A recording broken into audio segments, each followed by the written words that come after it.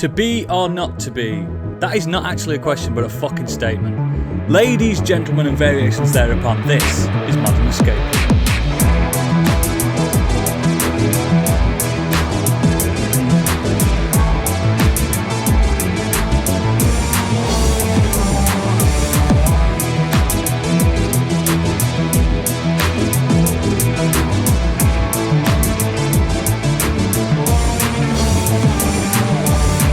Hello and welcome to the show. My name is Oodles, and I'm a right proper fanny.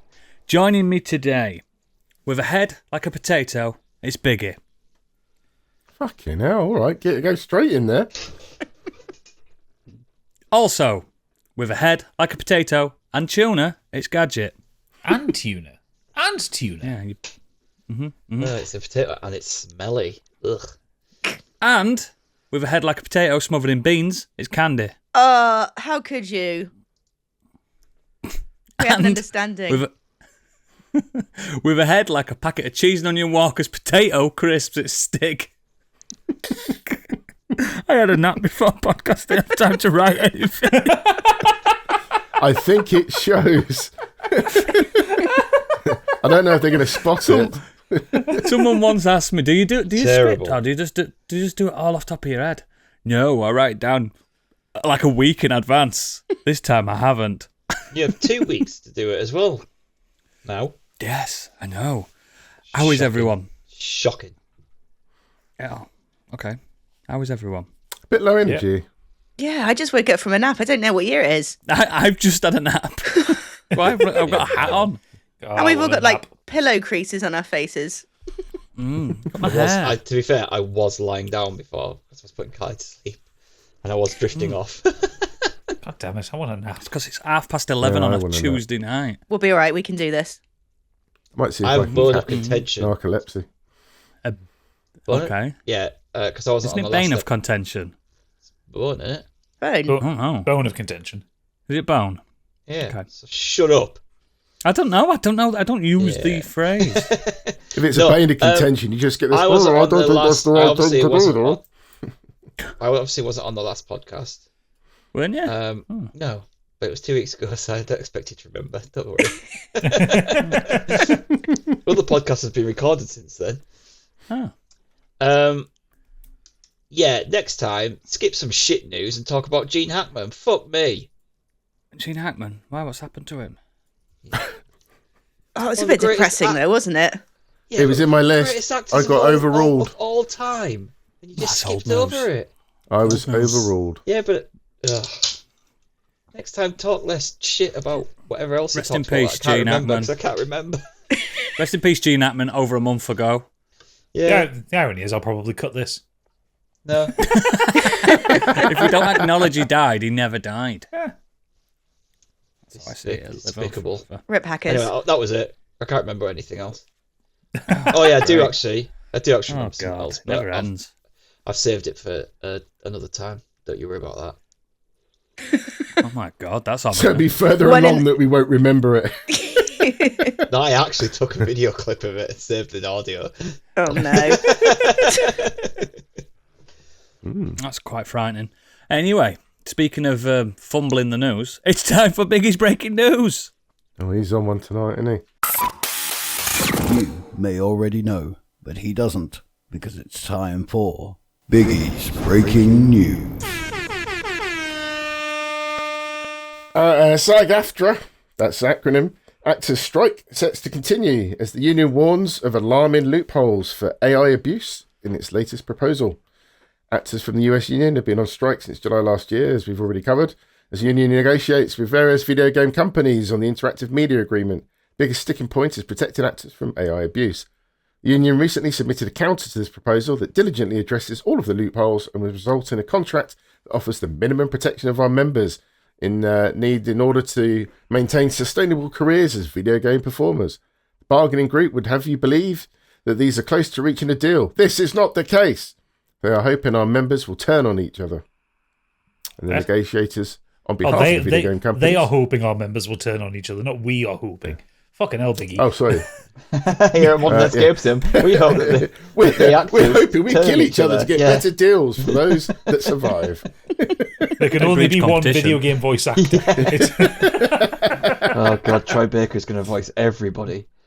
Yeah, imagine that. All the women There's a as clip well. recently of Sony talking to an AI Aloy. Yeah. Yeah. It's disgusting. Yeah. And it's so ironic as well. Aloy of all characters against, artificial Consider what the game's intelligence. about. They just don't know, do they? So, I never thought of it that way, yeah. The whole plot is about artificial intelligence going wrong. Yeah. And not only that is that she said that I don't know the voice actor's name. Apologies. Ashley That's Birch. the one. She said something about not being consulted about it either. No, it was just Gorilla did it by themselves. Just using the voice scans and like recordings that she laid down for Forbidden West. Yeah. Apparently it spoilt things as well. Did it? And I've not played the whole game, Brilliant. so I don't know the There's not much to spoil in that Nah. second game, mate. Christ. But But yeah, negotiators on behalf of video game companies are bargaining with SAG-AFTRA have responded to the news, and we have proposed a deal that includes wage increases of over 15% of SAG-AFTRA represented performers in video games, as well as an enhanced health and safety protections, industry-leading terms of use for AI digital replicas in-game, and additional compensation for the use of an actor's performance in other games. So, Good luck watch to this him. space. Good luck to him. Fight on, comrades. Fight on. Next. Scopely to acquire, is it Niantic game business, which includes Pokemon Go, one of the most successful mobile games of all time. The acquisition will welcome Niantic's entire game development teams, beloved games Pokemon Go, Pikmin Bloom, and Monster Hunter Now, and companion apps and services Campfire and Wayfarer to their diverse video game portfolio. I mean, they're all the same game. Yeah. Pretty much. They're all the Google Map games, aren't they? based But on it made based 1 on billion in other, revenue last year. big companies getting bought out and stuff, then those games will probably be dead within a year. Yep. 1 billion revenue. Yeah, it's insane. I really like that Monster Hunter one that they did, but eventually. But they're you have free to to start play, aren't they? Yeah, Right. eventually you have to start Misunderstanding going it? outside. Yeah, but it's Yeah, like but all still, free to play it's free stuff. to play. It's all free to play stuff. Is you want to do it quicker? And it made 1 billion. Fortnite's Yeah, free to you play. can do things isn't it? quicker by buying Yeah. stuff. Yeah, buying balls that make you go quicker and paint That's what I mean, spots yeah. so you It's don't have to fascinating go that outside. people still do that. Yeah. I mean, like I'm with Stig. I think it'll be dead in a year. I just don't trust any of them anymore. No, dead. Bye. Next. God of War PS5 game returns to Greece this year. There's apparently a new game on its way, although it may be more of a confirmed? side project. Rumour mill. I'm gonna say, is that confirmed? It comes from Jeff Grubb of I Giant mean, Bomb. fair play, but by the time zone that Kratos is in at the end of God of War Ragnarok, ancient Greece is not ancient Greece anymore. It's ancient Rome. Also, he's gonna go back to Greece and be like, "Oh, there's no gods to fight. I just chill." Is that the holiday? Just Kratos on his holiday. It's just not the Greece Got he a left. rambling. It's not even ancient Rome. It's the end of the Roman Empire by the time the Vikings are up and running. Yeah. But then again, is it ancient Norse? I don't know. It doesn't really give you a definitive time. So look at it. I would It's like just a Mykonos for an all-inclusive. because obviously they did like, oh yeah, he's gonna go. The hints were it's Egypt. gonna go to Egypt because obviously Egypt's got all of its own gods and everything. Yeah, you found it in Tyr's temple. All these hints that were Would were have been going to good, go. good if he did like travelled into somewhere like Russia instead and like travelled the far, Baba Yaga and stuff gone like through that. to the and travelled through to the Far East. Far Yeah, East would be fun. Yeah, Yeah, A lot of- facing jinns and There's a demons lot and of stuff. gods to kill there. I just feel that like Gilgamesh. going to Rome or Egypt, they're all kind of very similar style gods. Yeah, the ones have got a god of lightning. Yeah, like One's got whereas God of going the over Dead. to the Far East would like it just offer something a bit different. Yeah, in Yeah. Russia, there's a god that's the god of spoons, And it collects spoons. Yeah, that'd be great. Yuri Gagarin. And that's Kratos' new weapon. It's a big spoon. Big spoon. But but Eastern There is Europe no and spoon. Middle East especially, they do have some crazy pantheon of gods. So I'd be down for that. But they won't, because it's gone woke. They've gone to Middle East. Kratos travels the Silk Road. Yes, it ends up in China. Let's go. Fucking, it won't happen though. Next. PS5 Pro's graphics will apparently get even better in 2026. The lead architect, Mark Cerny, has shared that the PS5 Pro system will receive an upgrade to its PSSR feature next year that will allow it to produce similar results to the FSR4 upscaling technology from AMD. Okay. Why didn't it launch with that? Because it's all machine learning software stuff. It just they can keep updating it to a certain point. Yeah, it's just Do software. you know anyone updates, that's got a PS5 Pro? Nope. Can they? Nope. No. Yeah. Although I was going to say, if my PS5 breaks, I'll get a Pro. The first person on this podcast to get a Pro is 100% you. Probably. I mean, it's Death Stranding 2 will run better on a Pro. Oh, why would you say that? Oh, All the trailers have been running on Pro. shit, son. And they're doing an edition, aren't they? A PS5 And then Pro I'm going to have to get a new Death Stranding edition. TV. Yeah. I can't When's afford it it. out? I need Next a- month, isn't it? Is it next It's month out or was next it June? month. June, yeah. June. June. That's too soon. Oh, That's too soon right to after my birthday. comprehend.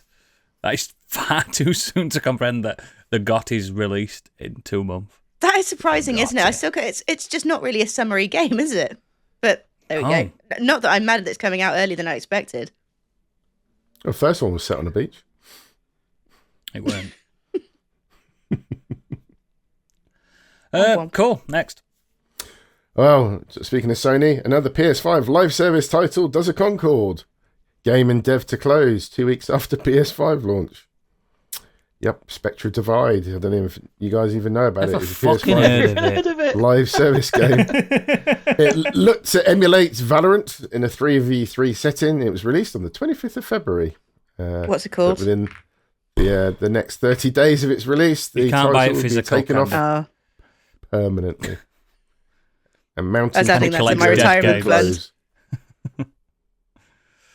Well, I've got nothing to add. It's like, why bother? Why bother? Another team might feel that as well because Life is Strange Double Exposure wins the GDC Social Impact Award. But everyone got laid off. Yeah. What game? Life is Strange what? Double Exposure. The narrative designer Elizabeth Ballou wrote on Blue Sky that it's fitting that nobody was there to accept the GDCA award that Double Exposure won because we all got laid off. That's A awkward, bunch isn't of us it? at GDC and we Because it didn't know we doesn't were sell. even nominated. I think it did sell. I just don't think it sold half as well as the previous Life is Strange games. The fucking shit. Don't forget, like Square Enix said that Rebirth didn't sell as well as they hoped, and that sold a phenomenal amount. It's because they spend a phenomenal amount on it. That's why. Mm. But what are they going to do? Who are they going to replace these devs with? They're not going to do them anymore Yeah. because people aren't The buying team them. who did Life is Strange 1 and 2 didn't even do this one. They did that Lost Records one. Oh, did they not? So it's just come out. Oh. And you liked that, didn't you? What, Lost Records? I haven't played it. Yeah. Oh, I thought you No. were... I thought was. you couldn't wait for that Well, one to I come was out. going to play it, and then TCGS said it was shit, and I was like, well, if they think a Life is Strange game's shit, then what's the point in me playing it?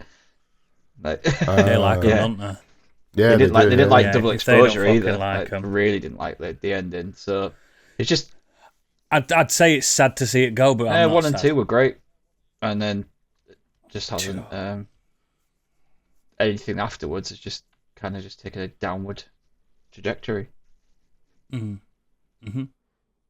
Shame. Really. Next.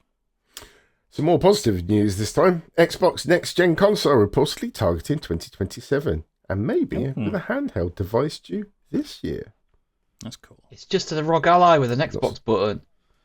It's not even. It's not Nice. anything special. I already have that machine, Nice. just not with an Xbox button. Nice. So I'm getting it just so I've got a better one than you. It's the same one. So that'll be It's not. It's got an Xbox button. So that'll be Elder Scrolls 6 launch title then, if they're saying 26, 27. I love how you keep thinking that game's coming out. One day it will. We discussed this I'll already. be the next Skyrim the grandma. time between Skyrim and Elder Scrolls announcement is the same amount of time as the announcement and now. Yeah, it's been like 6 years, hasn't it, since they even did the trailer. Someone the was teaser told, trailer. just throw it out there. Like, I don't. Yeah. I don't understand it because, like, it's not like we didn't expect them to be making it. Obviously, they're going to be making a new one. I I genuinely, I'm not being Same problem with Hollow Knight. I don't know how you guys, you proper like hardcore Skyrim fans, think it's ever going to live up to it. Yeah, Genuinely. With their track record lately, I'm not expecting it to. I'm genuinely not expecting it to. I think hopefully it might cure an itch. It might be like, oh, brilliant, we've got something to fucking talk about for the next 6 years at least. But I just play can't. Avowed. That fills a void for now. Just play Avowed, yeah. They've done it. They've More on already that done later. it. Gadget finished it while we were supposed to have been recording one night, I think. I don't think it's finished. He don't finish games anymore. Hell, why am I catching He's strays? right here? there. Stop being quiet.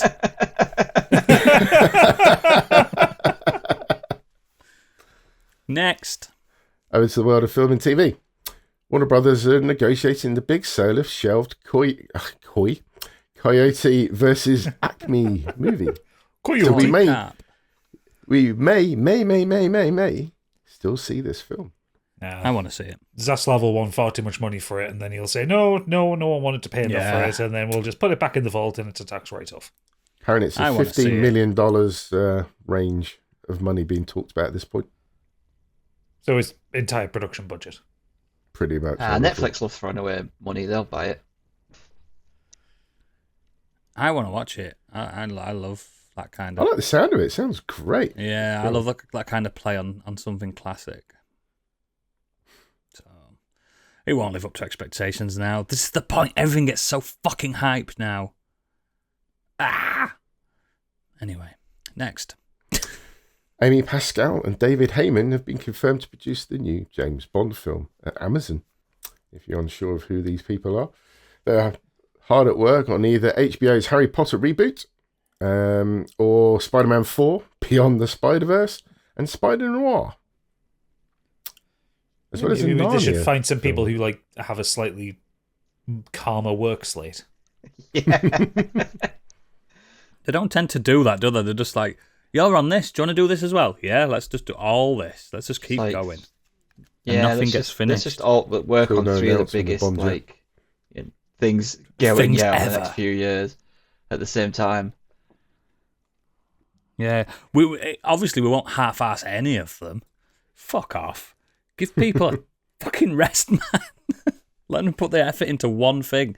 Like, that Harry Potter thing's got so much riding on it. It's like, I would hate to be involved in it.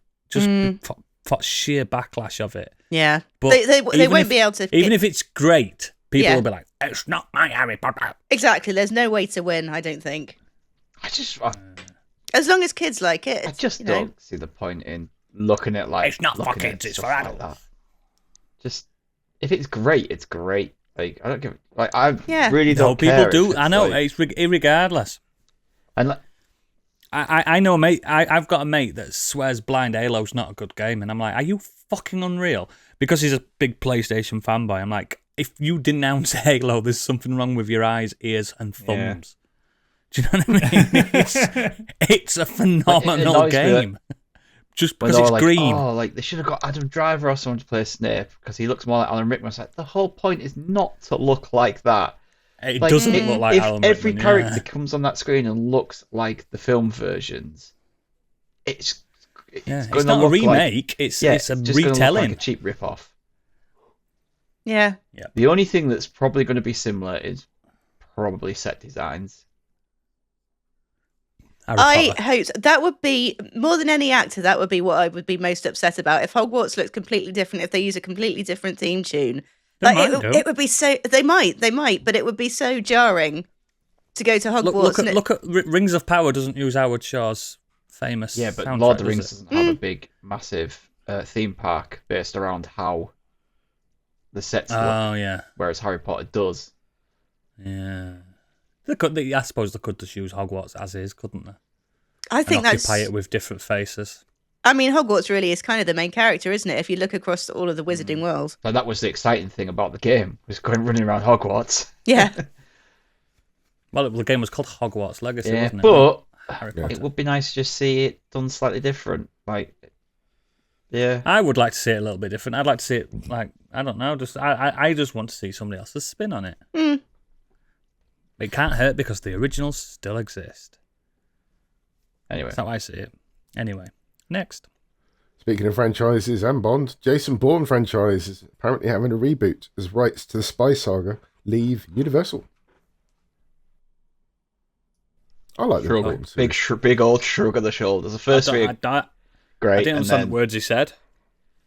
Jason Bourne is being rebooted because the rights have been lapsed. Oh, I've never seen him.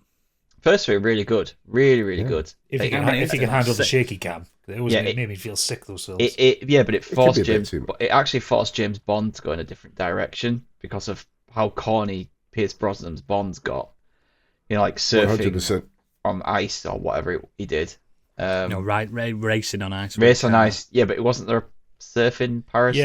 Yeah, parachute on the wave. And then it came down. It's like, oh, look at how good this real and gritty like spy thriller film I is. fucking loved Pierce Brosnan's Bond. It was so good. The first two. But yeah, no, they're very Imagine- good. Once a year. Imagine if Tails you off had a bit. sort of Pierce Brosnan, but in the gritty world of Daniel Craig. That would have been quite cool, actually. He's just a bit too campy, though, isn't he, Pierce? Well, yeah. Too but old. age aside. Not now, back yeah, then. if we're talking a gritty Bond back then, I think he's still a bit too campy, isn't he? He's all the characters he too plays. campy. I watched him in a Mamma film Mia. that I'm going to talk about later where he isn't campy. Oh, Thank you. I reckon he could have pulled it off with a bit of the old little wry Stiggs smile. finally watched the Thomas Crown Affair. I watched that years ago. Just a quick mention to Netflix's Adolescence makes UK TV ratings history. Show's become the first streaming show in history to top the UK's weekly TV ratings. Its first episode was watched by 6.45 million people in the first week. It also marks the biggest viewership for any streaming TV show in the UK in a single week. A record previously held by Netflix's Fool Me Once back in January last year. It's massive. Done all right, that show.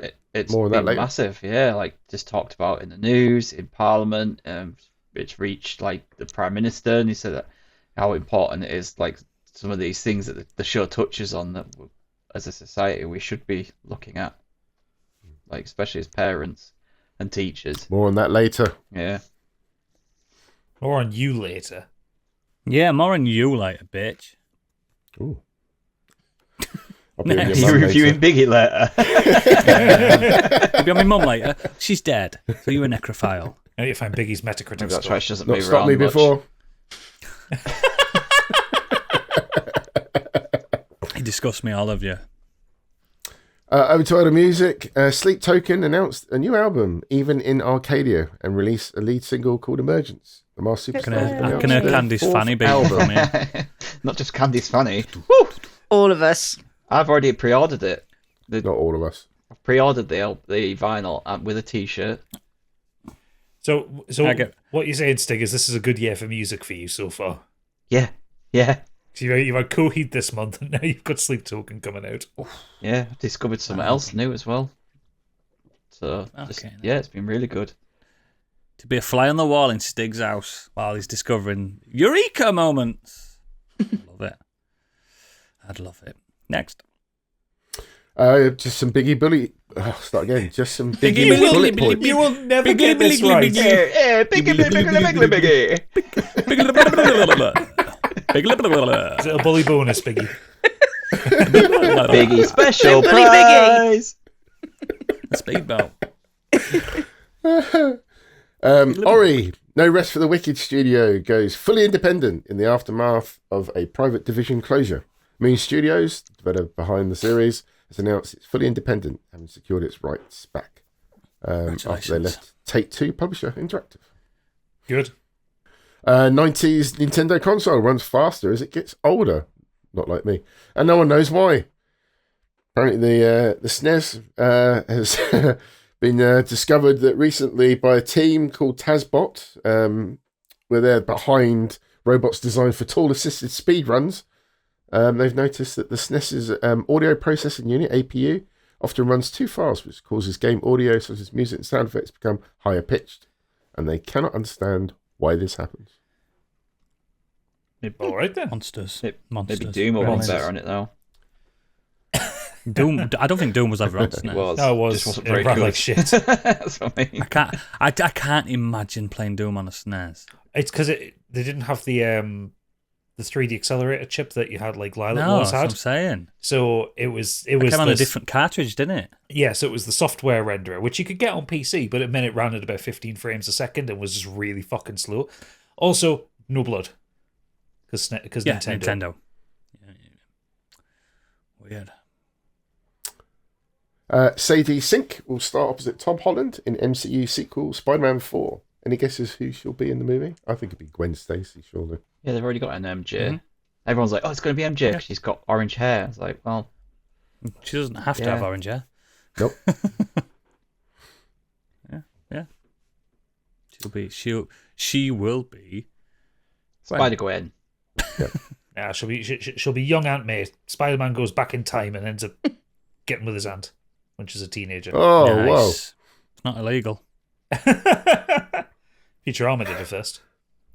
It's immoral. Just making notes. Split Fiction looks set for Hollywood as bidding war begins for movie adaptation. Already, Jesus. Cool. Yeah. Chappie director Neil Blomkamp is to tackle the new Starship Movies adaptation at Sony, who are Starship also Troopers. producing Helldivers 2, which is based on Starship Troopers. Whatever. He's a one-hit wonder in my opinion. Neil Blomkamp. He's done one good film, He's done one good film, I agree. and it was 2009. Like District 9. everything else has just been. Meh. It's also gory as well, like so viscerally gory. Even like the short stories that he does. Wasn't he supposed to be doing Halo at one point, wasn't He did a Halo That's what shot. District 9 became. A lot of the assets that they designed for Halo became parts of District 9. he? Okay. It's an industry-known secret, even though it's not a secret. He was going to do an Alien film as well, wasn't he? At He some was, point. yeah. Yeah, he was going to Alien 5, where Ripley went to the alien homeworld. Yeah. So Clone I'm glad Ripley. that didn't happen. Yeah, Clone Me Ripley. too. I've been watching all of the films and they drop off in quality big time. Yeah, they fucking do. After 2. Tony Hawk's Pro Skater 3 and 4 would have reportedly finally include Bam Margera after all. Apparently, Tony Hawk had to intervene himself to ensure that he appeared in the game. Why Good. was he not going to be? Probably something to do with his sobriety and the way it would have made the game look. But he's sober now, though, isn't he? I think. Yeah, he's doing Don't well. know. Keep seeing him Yeah, popping up on so TikTok, and he he seems to be having a good time. Yeah, so he deserves to be in it. John Lithgow returns as the Trinity Killer in Dexter Resurrection. That's the Fuck title, off. isn't it?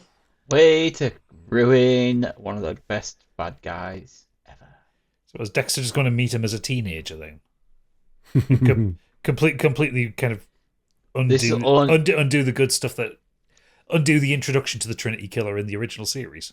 No, surely that because doesn't.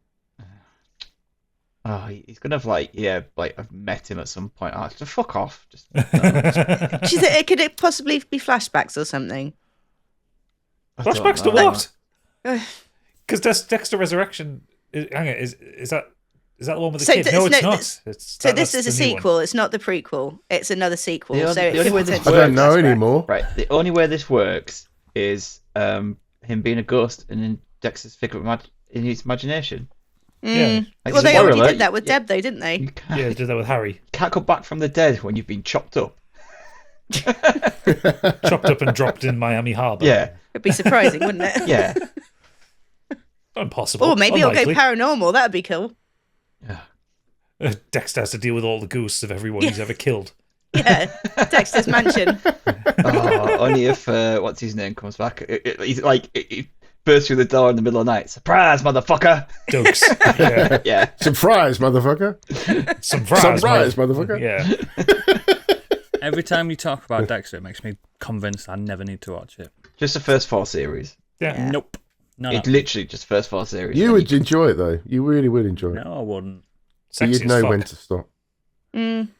Finally, The Last of Us Part 2 trailer, which I didn't get a chance to mention in the last pod. Have you guys checked it out? Because it's awesome! Nope. No. No, just not bothered because I I'll know play I'm game, going to mate. watch it. I know it's going to be good. I'm so excited for the TV show now. It's out soon as well, isn't it? Like within the next week or so? 3 weeks, I think. Nice. I haven't got much time to play the game. Anyway, get it right, Good Biggie. luck. It's called Joel. Joel. Is it though? Have you got your sofa Scotch guarded yet, Stig? Yeah. Finally, over to the Weird World Web. Club apologises after a minute's silence is held for an ex-player who is still alive. Bulgarian top flight team has apologised for holding a minute's silence for a former player, only to discover that he was still alive. What country? Bulgaria. Arda Jesus Christ. Karzali mourned Petko Ganchev before Sunday's league game, with Levski Sofia, with both teams lining up at the centre circle, bowing their heads in Ganchev's honour. However, before the game had ended, Arda posted on the Facebook page saying they'd been misinformed. The management would like to express a huge apology to the former Arda player and his relatives after the club received wrong information about his death. We wish him many more good years of health to enjoy the success of Arda. Fucking hell. Like Monty Python, isn't it? I'm not dead yet. Then they club him anyway. That is a weird one. That is weird. Bless him. Any more? That's it, Look mate. at that. Never been so quick. That's how it's done. That's how it's done, guys. That's how it's done. Have a nap before a podcast. Let's get them fucking whipping it out. Let's find out what we've been doing these last 2 weeks. Let's just keep him chatting. It's Biggie. What you been up to? Ooh, well, I'll start with the not so great. I watched Snow White. Not by choice. I obviously took my daughter out. It's not really I my think it's a great film, the original. film. Yeah, I mean, look, at the end of the day, it's another Disney reimagining of one of its classic fairy tales. It's first. Kids will enjoy it. You're not going to have a problem taking the kids to see that, if you know what I mean. As an adult, you're going to pick issues with what's going on. I actually thought Ziegler, however you pronounce the surname, Rachel Ziegler, was fantastic in the role. She's really good. Puts a bit more of a positive spin on her character of Snow White. She's a bit more dynamic, a bit of a... Yeah, but Biggie, it's gone woke. Biggie, She's a not strong white. girl. Oh, She's no. not white, mate. She's not Skin as white as snow. It says I so in can't the watch text. it. I can't watch it. She's not white. Snow woke. She is an incredible singer, though, because she was in that Hunger She's Games great. film as well, wasn't she? Yeah. And West Side Really, Story. yeah, really incredible singer. I just can't. Although She just I- can't keep her mouth shut, though. That's the trouble. Not That's the white. problem. She's generally a chuckled. PR. She's a PR nightmare. Yeah, that's... Why? What's up with her? quite She a few basically things. tells people who don't want to see a film to fuck off. She's got every right to say that. Yeah, but it's she not how you promote a slated the film. original. She's got a few pro comments about either. I think she was pro-Israel. I think was it or Gal Gadot No, was Gal pro. Gadot. that. That's Gal Gadot. You know, Yeah, former- so she, former was idol. in, was Mossad. pro-Palestine. So Yeah. she was pro-Palestine basically. So obviously the two leads have got conflicting political. So they're views as well. shooting each other throughout. They go. But yeah, she's just absolutely fine. All the other characters were great in what they had to do, but the film, it was just a remake basically. The original will always be better. But to me, the thing that really frustrated me more than anything else was just the fact that the dwarves were animated and Nightmare in the fuel. background. And in the background, you've actually got proper people with dwarfism playing roles as well, which doesn't even make any sense. It's just, why were they animated? I just So- can't get my head around it. It's like watching two separate films when they appear. They tried it, didn't they, with real actors? No, so it's a weird one. Disney just kept changing their mind and like Yeah, running this yeah. again. Because Peter Dinklage went on a podcast Yeah, he and made a moaned comment, about, yeah. we should be past like people with dwarfism playing these parts now. But then all the other actors that are dwarfism, we don't have your profile, but Yeah, we we've rely lost on them. roles. We rely on those parts that when the part requires someone of our stature. We to play it, rely on being we rely on dads. that. We can't be Peter Dinklage who can just go and play a character in a film because he's Peter Dinklage. And Disney just kept, yeah, exactly. But He's just a better actor. but people like Disney just kind of were like, oh, I don't know what to do. Let's just make them CGI and look like the originals. And out of the 7 dwarves, one voice actor has dwarfism. So he's voicing an animated dwarf, but can't appear in it. And yet there are a couple of actors in the background that have dwarfism. It's been a PR nightmare, that film. I've not seen a picture of them before. I've just googled them. Jesus fucking Christ! Dopey looks like Alfred E. Newman from Mad Comics, He does, yeah. which is really weird. But do you know what? Sorry, Becky. If it was a totally animated movie, then it would have been absolutely fine, because Yeah. then the dwarves would be fine. They look good. They're animated well. There's not actually a problem with them in that respect. But when you see them in the live action, they don't work. I'd like it if it was all animated, but the dwarfs were humans. That would be amazing. I mean, yeah. Remember when Snow White and the Huntsman came out? You had a similar issue because the dwarfs and that were kind of semi-animated, and I'm just sick of the evil queen being the best looking woman on planet every time and the still dwarves moaning. were the dwarves in that Huntsman film were all like regular sized and just shrunk men. down, like they were just- forced they were- perspective and stuff. It was like Nick Frost Yeah. and people, wasn't it? It was like it were like the lads in The Hobbit. Yeah. Oh, was it? They're just like forced The thing perspective is to to- this though, like my kids haven't even asked about it. Do Yeah. you know what I mean? My Like, daughter wanted to see I it. didn't even She know saw it the were out. trailer. yeah, I just don't think many people care about Snow White No. anymore. I don't And do you know what? care She about enjoyed the it, remakes at all. Is she going to be bothered about it a week later? No. Mm. It's just a fucking waste of time, man. The original But- is a really interesting piece of history to look back on and see where Disney kind of started out and everything, and that's probably where it should end. Yeah, but that prince didn't ask consent for a kiss, did he? They never do. They never do, mate. They never do. Never do. Look at Sleeping I'm Beauty. boycotting Just it. having a fucking nap. Yeah, Yeah, Oh, I'm he did, boycotting he it. did ask for consent. It's like, yeah, he saved her life by just giving her a peck. And did he? She were alive. She would have died. Might want a lay in. But moving on swiftly from that. Beauty I and the must Beast say is that- just Stockholm syndrome. Yeah, She preferred the beast. She were gutted when he turned back. we all were. She was like, he was fit, him. He were a beast. Look at his wildebeest feet. Curly I know, dog, I actually red chuckled rocket at it. dick. Yeah, it's just curly dick. I chuckled to myself when the film started as well, because it literally recounts a very quick tale of the kingdom in about 10, 20 seconds. Once something really stupid. And then they burst into song, and I thought, oh, Angry Kurt would love this film. It literally almost kicks off with a song. Yeah, he'd be I wish we straight had a out. song prepared then when I'll start singing. That'd be brilliant.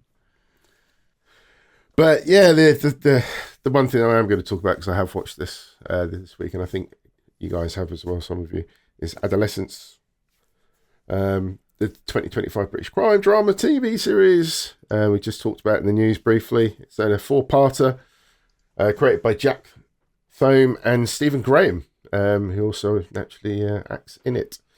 It's centered around a 13-year-old schoolboy named Jamie Miller, Don't spoil it. who gets arrested right off the bat, right at the beginning of the episode. Are we going to say why he's been arrested? How much? do Yeah, you you want can to say why he's got arrested. That's the whole setup of the show. Because So, he'd been yeah, nicking he's from arrested. corner shop. For an apparent alleged murder of a female classmate. And then each of the 4 episodes cover a period of time from that opening shot of them breaking the door down in his house to whatever happens at the end of this. It's 4 episodes only. Weirdly, episode 3 has been hailed as a fantastic achievement in television, very similar to what happened with The Last of Us as well. Just episode 3 seems to be the number, And it is. Each episode is a different viewpoint of the situation, and there's a bit of a time jump as it goes. But the acting is just insane. This boy, Jamie Miller, as Owen Cooper, is just fantastic in that role, and it's his first ever role as well. His performance is just mind-blowing. But everyone in it, Stephen Graham naturally does what Stephen Graham does, and he's so good in this. Erin Doherty as well, who plays a psychologist. She's fantastic. I don't know what else to say. I mean, I'm obviously a parent myself. Congratulations. It's stuff that you kind of know anyway, but my wife and I have just been talking about this for the last few days, just literally about how on earth we're going to keep trying to keep our daughter safe in the future because of stuff that's revealed throughout the show. It just makes you think long and hard about what you do as a parent, what schools they may go to, society in general. Just it's just brilliant, and I think, like Stig was talking about, it's been talked about everywhere in Parliament. People are talking about having this shown at schools, at high schools, about the knock-on effect of what can happen and how it affects people.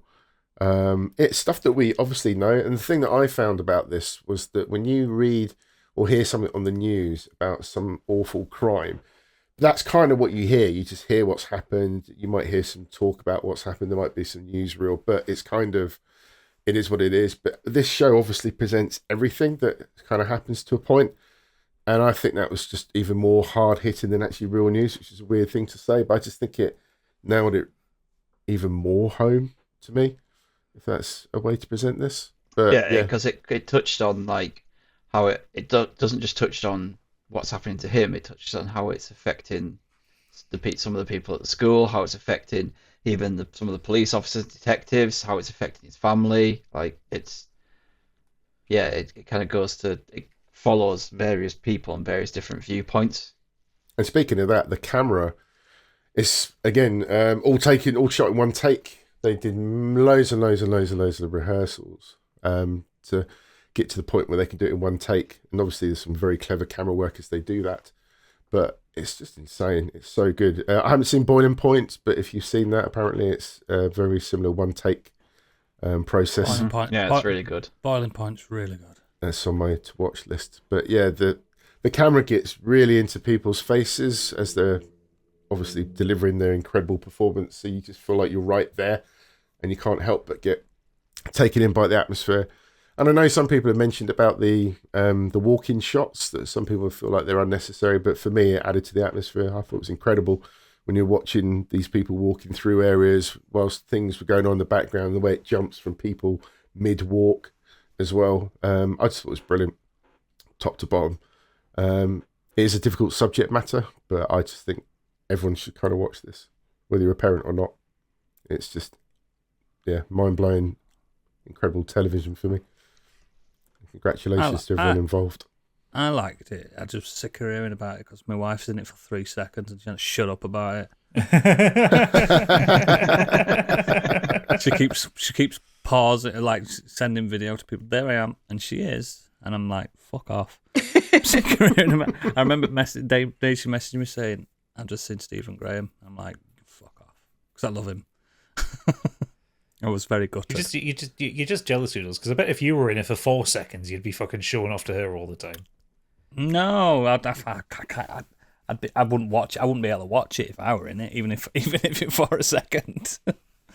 I can't do. But it is a good show. I don't think it's as mind blowing as people are making out. I think it's important. It definitely is. The message is important, but I don't love the kid actor in it. I could tell. How can you not? I don't think he's that good. Oh my word, you're joking. I disagree. My son would have been especially better. like that third episode as well. To know that a lot of that was improvised as well. Through they just kind of bounced off each other during the moment. Whole show is one take. Every episode's one take. They'd film it twice a day, don't they? And they go with best take, like a play. That's how they did it. Which I think it's a great way of doing it. That's what they did for Boiling Point as well. I do like this style of telly because it feels realer, if you get me. Like Stephen Graham in one of his interviews, he's openly admitted that there's some guffs in the final cut, but they've just rolled with it. You know what I mean? and I think adds to authenticity. But yeah, it is good. I didn't adore it. That's all. It's absolutely good. Wow. I'm glad you loved it though. No, I just was. It's because that's what I'm saying about Stephen Graham. He's really good. And Erin Doherty, she's in that other show you're watching, Thousand Blows as Thousand well. Right? Blows. She's better in that. They're both I've in not come that. across They're her both before in as an that. actress. Yeah, exactly. in The They've Crown. obviously worked together before, but they don't work together in this. She was Princess Anne in The Crown. Yeah. Yeah, but I just thought everyone that played their role when they obviously had Everyone Ashley was great. Walters Everyone as the was police, great. I thought they were fantastic. The Just kid delivered was the good. realism for me. The kid was Just felt good. I real. just don't think he was fucking mind blowing. People saying he needs a BAFTA. I'm like, does it? Yeah. I think you're wrong. Yeah, so do I. But anyhow. I'm allowed to be wrong. Oh, of course you are. Yeah, that's Is that everything for you, sir? yeah. I'm playing I'll The Witcher move. 3 still. Love it. Any good? I've never heard of it before. Well, it started. I'll go next. I've not done that much, but I have done one new thing because I've got, similar to Biggie, going back to older games, I've got back into Baldur's Gate 3 again. It's hard, that game, to put down once you start playing it, isn't it? It is. I've got too much to do. That's why I've not started a third playthrough yet. I get a third, mate. I'm on like my seventh. I'm on like my seventh game playthrough. I've platinumed it. Do you know what I mean? I'm still playing it. Oh, you played it in the end. Yeah. Oh, It's easy to do eventually if you do everything. But that's not what I'm talking about. I want to talk about a light-hearted show that just popped up out of nowhere for me on Amazon Prime, and it's the UK version of Last One Laughing. Oh, I've been watching that. It's great, isn't it? So, Jimmy Carr presents a show where he puts comedians in a house for 6 hours, and none of them are allowed to laugh, or they'll get eliminated. The beauty is, this could have been oh so wrong, but the choice of comedians If you watch is like outstanding. if you watch the American one is not funny at all. It's not, because Americans aren't funny. No. They're not. They don't know what humour is. They just go crap. This right. Better So work than Candy. you've got the likes of Joe Wilkinson. You've got some load of awesome female comedians. I'm sorry if I'm not naming them all, but the creme de la creme. If you put the funniest man in Britain in there, they put Bob Mortimer in there. How the fuck are you supposed to not laugh for 6 hours when Bob Mortimer's in there? And they're all trying to make each other laugh while not trying to laugh. Now, not every episode's out. They release 2 episodes a week. I think we've got 4 at the moment. Yeah, there's 4. Yeah, Pip and I have watched all 4 of them. Yeah, I have.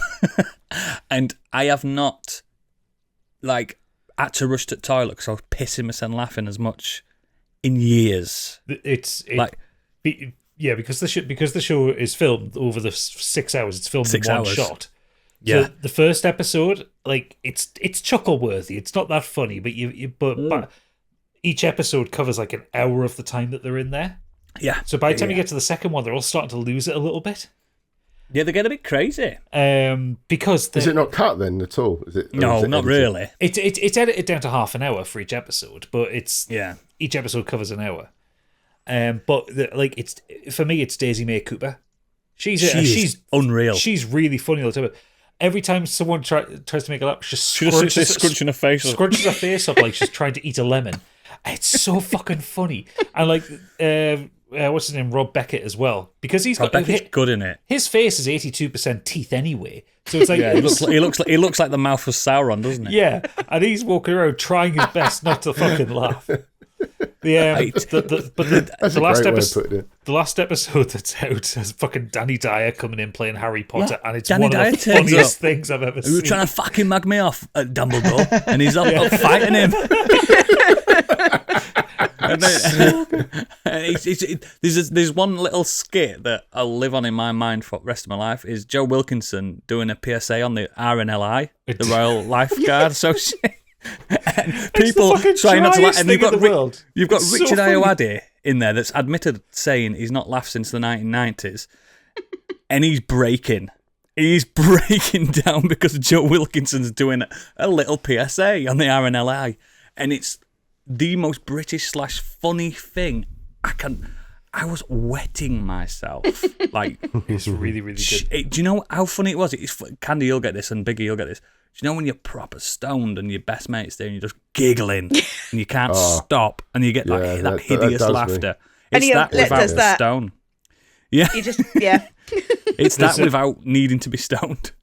I'll not say the full circumstances or who he gets out, but Bob Mortimer gets someone out by simply sitting in a chair, and it's one of the funniest things in the world. I was dying when he did that. I was dying. Pip and I had to watch it twice because we were laughing so hard we couldn't hear what they were saying. And surprisingly, like Jimmy Carr's not annoying in it. Well, no, because he's around his mates. That's Jimmy, he's just being real rather than fake Jimmy Carr. Yeah, Jimmy, because like I've got a lot of respect for Jimmy Carr, not for his tax purposes. But, No, he's a big proponent of young talent. And propping him up, isn't he? A lot of people on that show he gave their big breaks to. Yeah, Because most of them are actually reasonably recent comedians who have got a high profile and they've done Taskmaster and shit like that. yeah. And 8 out of 10 cats countdown. Yeah. But so like when someone gets knocked out, they go into like the room with Jimmy Sit with and him. Roisin Connaughty and sit with them. So they're all just there laughing at their mates. It's so fucking good. It's really good. I'm surprised no one's thought of doing it sooner. Yeah, I am. Yeah, I saw it come up in my sort of, this It's something worth like likes worth of thing. But your I just time if you like to didn't laugh. think anything of it. I've never seen anything this funny in years, and someone that's direct to streaming. It's like I've not laughed this hard since like Garth Marenghi. Yeah. Do you know what I mean? It's like old school, like some episodes of Spaced made me howl. This is that far on. Like I just because it's quite wholesome as well. It is. Apart from they're some all of them mates. are dirty. They're all dirty buggers. Because Lou funniest what's thing, Lou what's her name? Lou Sanders. Lou Sanders. Yeah, she's fucking great. She is. She's She's a dark horny. horse. Yeah, And we still don't know who's won it because it's not over yet. there's a moment where Bob Mortimer's serenading Daisy May Cooper, and she's He's dying. singing. He's singing the songs that he sings on Atletico Mints, and it just kills me. Yeah. Oh, God, he is a national fucking treasure. His book's really good, by the way, as well. His audio book. Yeah. Because he narrates it, and it's so funny. I nearly crashed the car listening to that one. Yeah, he's so fucking... But yeah, if you like comedy, if you like comedians not doing stand-up and just being themselves... But imagine like us trying not to laugh while even just doing this podcast, and we're not even comedians. We'd struggle. Do you know what I mean? Maybe that could be a special that we do. We'd sound like one of them Wondery podcasts, wouldn't we? Yeah, They never laugh. It'll be a podcastle special, that one. Yeah. Trying not to laugh. That'd be fucking too hard. But yeah, I really, really recommend. And I needed something a bit light-hearted after all heavy stuff we've been watching, and like especially like Adolescence and other stuff, and Thousand Blows and stuff. It's all really po-faced and somber and stuff. And then this just came out of nowhere for me, and I absolutely recommend it to everyone. If you like comedy, and you should. Who doesn't? Last One Laughing UK, it's called. I think they've got all the countries as well on Amazon Prime. They've got the Japanese one, they've got the American one, they've got the Northern Irish, and the Irish one. Yeah, well, that's how I saw the American. Because the American one was out last year or something like that, and I tried it. And It's just not as good. Not The Japanese Dare I one's ask who quite they have funny, on the actually. American one? You what? Sorry. Who do they have on the American one that we'd probably recognise? Just some people from like SNL. There'll be some Oh, funny God. people on there. That's not already a all. problem for me. There are funny moments in it. Absolutely. It's just not as good. Oh, that bit when they get what's he called? What's he called? The guy from Ted Lasso turns up. Mr. Swan or something like that. Is he called?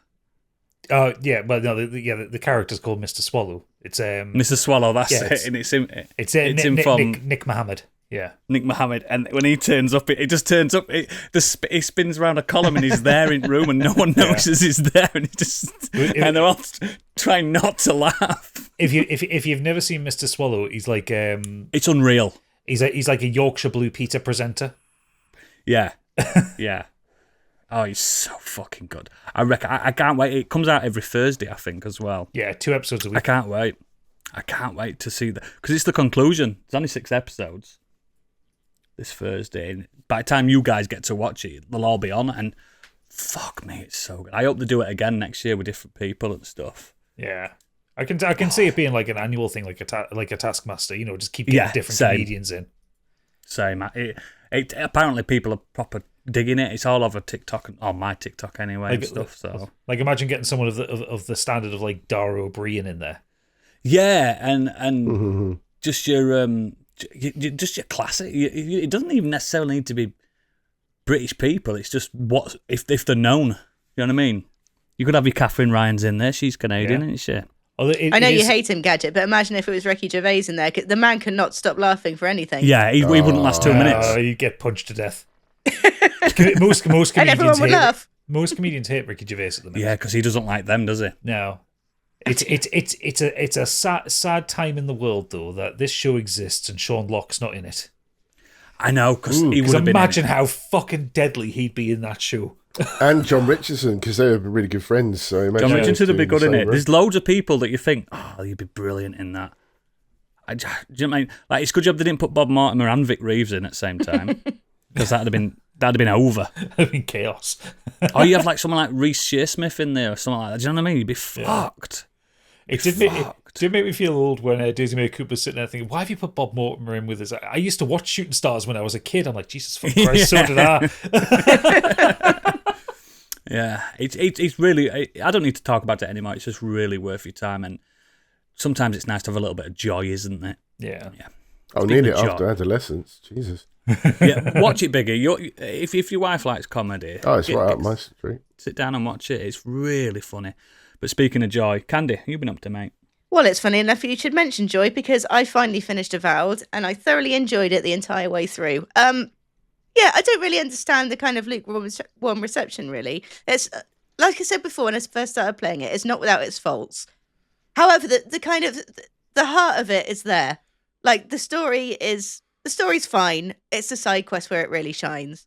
And you've got the typical kind of obsidian, like, twinkle in its eye. You've got some really funny, like, one-liners. The way all the character development is great. The way all the characters interact with each other is great. They all, have their own stories. They all grow. It was the perfect length. I think it was probably about 25 hours. So it didn't outstay its welcome. I can't help but feel a little bit let down with the final ending, the ending sequence. But that aside, I had it. As I said before, solid 7 out of 10. I really enjoyed it, and it scratched the itch. But the main thing I did, which was not quite so joyous, but I enjoyed it just as much, I finally got round to watching Civil War, which is the A24 film by Alex Garland. America. Yeah. You've been watching the news. Yeah. Or don't. Yeah, it's not at all the what you film think? that I thought. Not what I thought whatsoever. Where was Captain America in this one? Exactly. It wasn't. Yeah, I don't know why it took me so long to get round to it because I love Alex Garland films, with the exception of maybe the ending of Men, but we don't talk about that. Jokes. Fucking hell. So yeah, it revolves around a set of journalists, a set of war journalists and photographers, and it's as much as a road movie as it is about the actual Civil War. I mean, It's also based on real life, isn't it, today? Yeah, basically. So, yeah. So I was expecting kind of an action film, and I think that's kind of what the trailers led you to believe a little bit. Mate, the poster looked like it had guys on sniping, like on top of the Statue of Liberty. Yeah, like, on the Statue of picking Liberty and people everything off, smoking. It And never happened in the film. Well, the final scene there is action, but it's not the big, like, huge set pieces that you would imagine it was. No. It's out in the American countryside. It's in the middle of day. Yeah. Like I said, it's as much as a road trip film as you could probably say that 28 Days Later is a road trip film with zombies. There's a lot of talking in cars on this film. And it's wonderful. I really enjoyed it. I haven't looked at what the reviews were. I don't remember them being particularly great. No, it's got the wee girl from Alien Romulus in it, hasn't it? Yeah. Yes. That's what she's from. Reviews were That's what she's fairly from. positive. Yeah, Yeah. people liked it. People liked it. There was Yeah, I didn't There look. was I the- just don't. there was the usual degenerates on Twitter that didn't like it because they didn't understand it. How come that and guy's the bad guy? Also, the president is clearly Trumpian. Yeah. Yeah. Oh, no, yeah, Nick Offerman. Yeah, I think I really enjoyed how gritty it is. So it's a group of journalists set off to make their way to. Obviously, there's a civil war happening in the country that doesn't need explaining. It's basically like the original American Civil War, but today. So they set off for Washington, which is basically like ground zero for the fighting. Obviously, people are trying to take over the White House. They're trying to protect the president whilst the other side is trying to get in there and assassinate him. And it follows a group of journalists and photographers that are trying to get pictures. They're trying to basically capture the moment where the president may or may not get assassinated when he's captured. Along the way, right at the beginning of the film, they meet this really young photographer, sort of 19, 20, 21 years old. And against the better judgment, they take her with them on this trip. And it's basically about her growth from being this, within the space of a couple of weeks, maybe not even that, a week, being this young, fresh-faced, naive girl to being this kind of war-hardened war journalist. And at the same time, it's a kind of passing of a torch from this, this older female journalist who has been there. She's done it. She's seen it all. She's done it all. And it's her that's kind of trepidatious about taking this young one. But it's so fantastic to see the character growth and just, again, the relationships between the characters and just what kind of danger you are in, the unexpected dangers from being in a civil war. And the kind I've got a question for you, Candy, on that. Go. What kind of American are you? Oh, don't. That scene was... Whatever you answer could be the end of your life, mate. Yeah, absolutely. So the tension is so high. And again, these are scenes that are in the middle Fucking of the day. Jesse Plemons, that's why. Yeah, he's always about it. In the middle of the day, on a nice, sunny American spring day, that just the sheer grittiness and the sheer tension. And the final scene, which I won't get into, but just watching them being like they are on the front lines, which I'm sure a lot of war journalists are. They are on the front lines with the troops. Oh, they are. Yeah, they are. And they're all doing Syria and stuff like that, and Ukraine, and Iraq. And the way it's filmed as well, it's as if you're kind of like running along with them. It's so like my heart was in my mouth for a lot of the time. And yeah, I don't know why I slept. I absolutely loved it. Yeah. So yeah, he's good as well. Him who played Pablo Escobar, he's really good in it. Oh, I forgot his name. He's like the Poundland. What's his Pedro name? Pascal. Pedro Pascal, yeah. Poundland Pedro. Poundland Pedro. He's really good in this because I've only seen him as Pablo Escobar, and I really liked him in this. I think it's a great film. I can't remember the name. Yeah. Well, it was in my top 10 films last year. I thought it was great. Yeah, I thought it was brilliant. I'm always keen for an Alex Garland. Yeah, there haven't really been any messes with him, have there? No, he knows what he's doing. Yeah. Did he do that Monsters film? Don't think so. I think he's he's done Ex Machina, Annihilation, Men. Who did that Monsters film where they were trying to get from... Yeah, that was good, wasn't it? Because that reminds me of this, where he's trying to get from Mexico to America, but there's kaijus you're everywhere. Absolutely right, aren't you? That was very much like that one. Oh, bloody kaijus getting all over the place. Have you not seen it? No. He's trying to get from Mexico to America, but there's kaijus everywhere. That sounds Gareth like a noodles Edwards. film. Directed by Gareth Edwards, yeah. That's it. That's Gareth Edwards. He did Godzilla, Last Jedi, Rogue One, Creator. He's doing the new Jurassic World. Oh, is it? Yes, man knows how to handle his big creatures. Big monsters. Yep. Monsters is good as well. I don't know why I brought that up, but it just reminds me of No, Civil you're War. right. That's the kind of film it is. Mm-hmm. Yep. It's a good creature double feature, that one, isn't it? You could watch them back to back. Very good pairing indeed. Yeah, very good pairing. I'm glad you liked it, mate. Yeah, had a good week of media.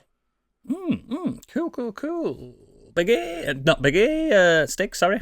Oh my god! Oh, I thought you were going to say gadget. No, he's going to say gadget, and then he corrected himself. No. I meant I was looking at you. Stick. Yeah. Right. Well, I told you were going. what do you want? The Just 10 one thing, please. 10 new films I've watched, the No. 2 new albums I've watched, listened to, the new game that I've played. Just one thing, mate. Just No.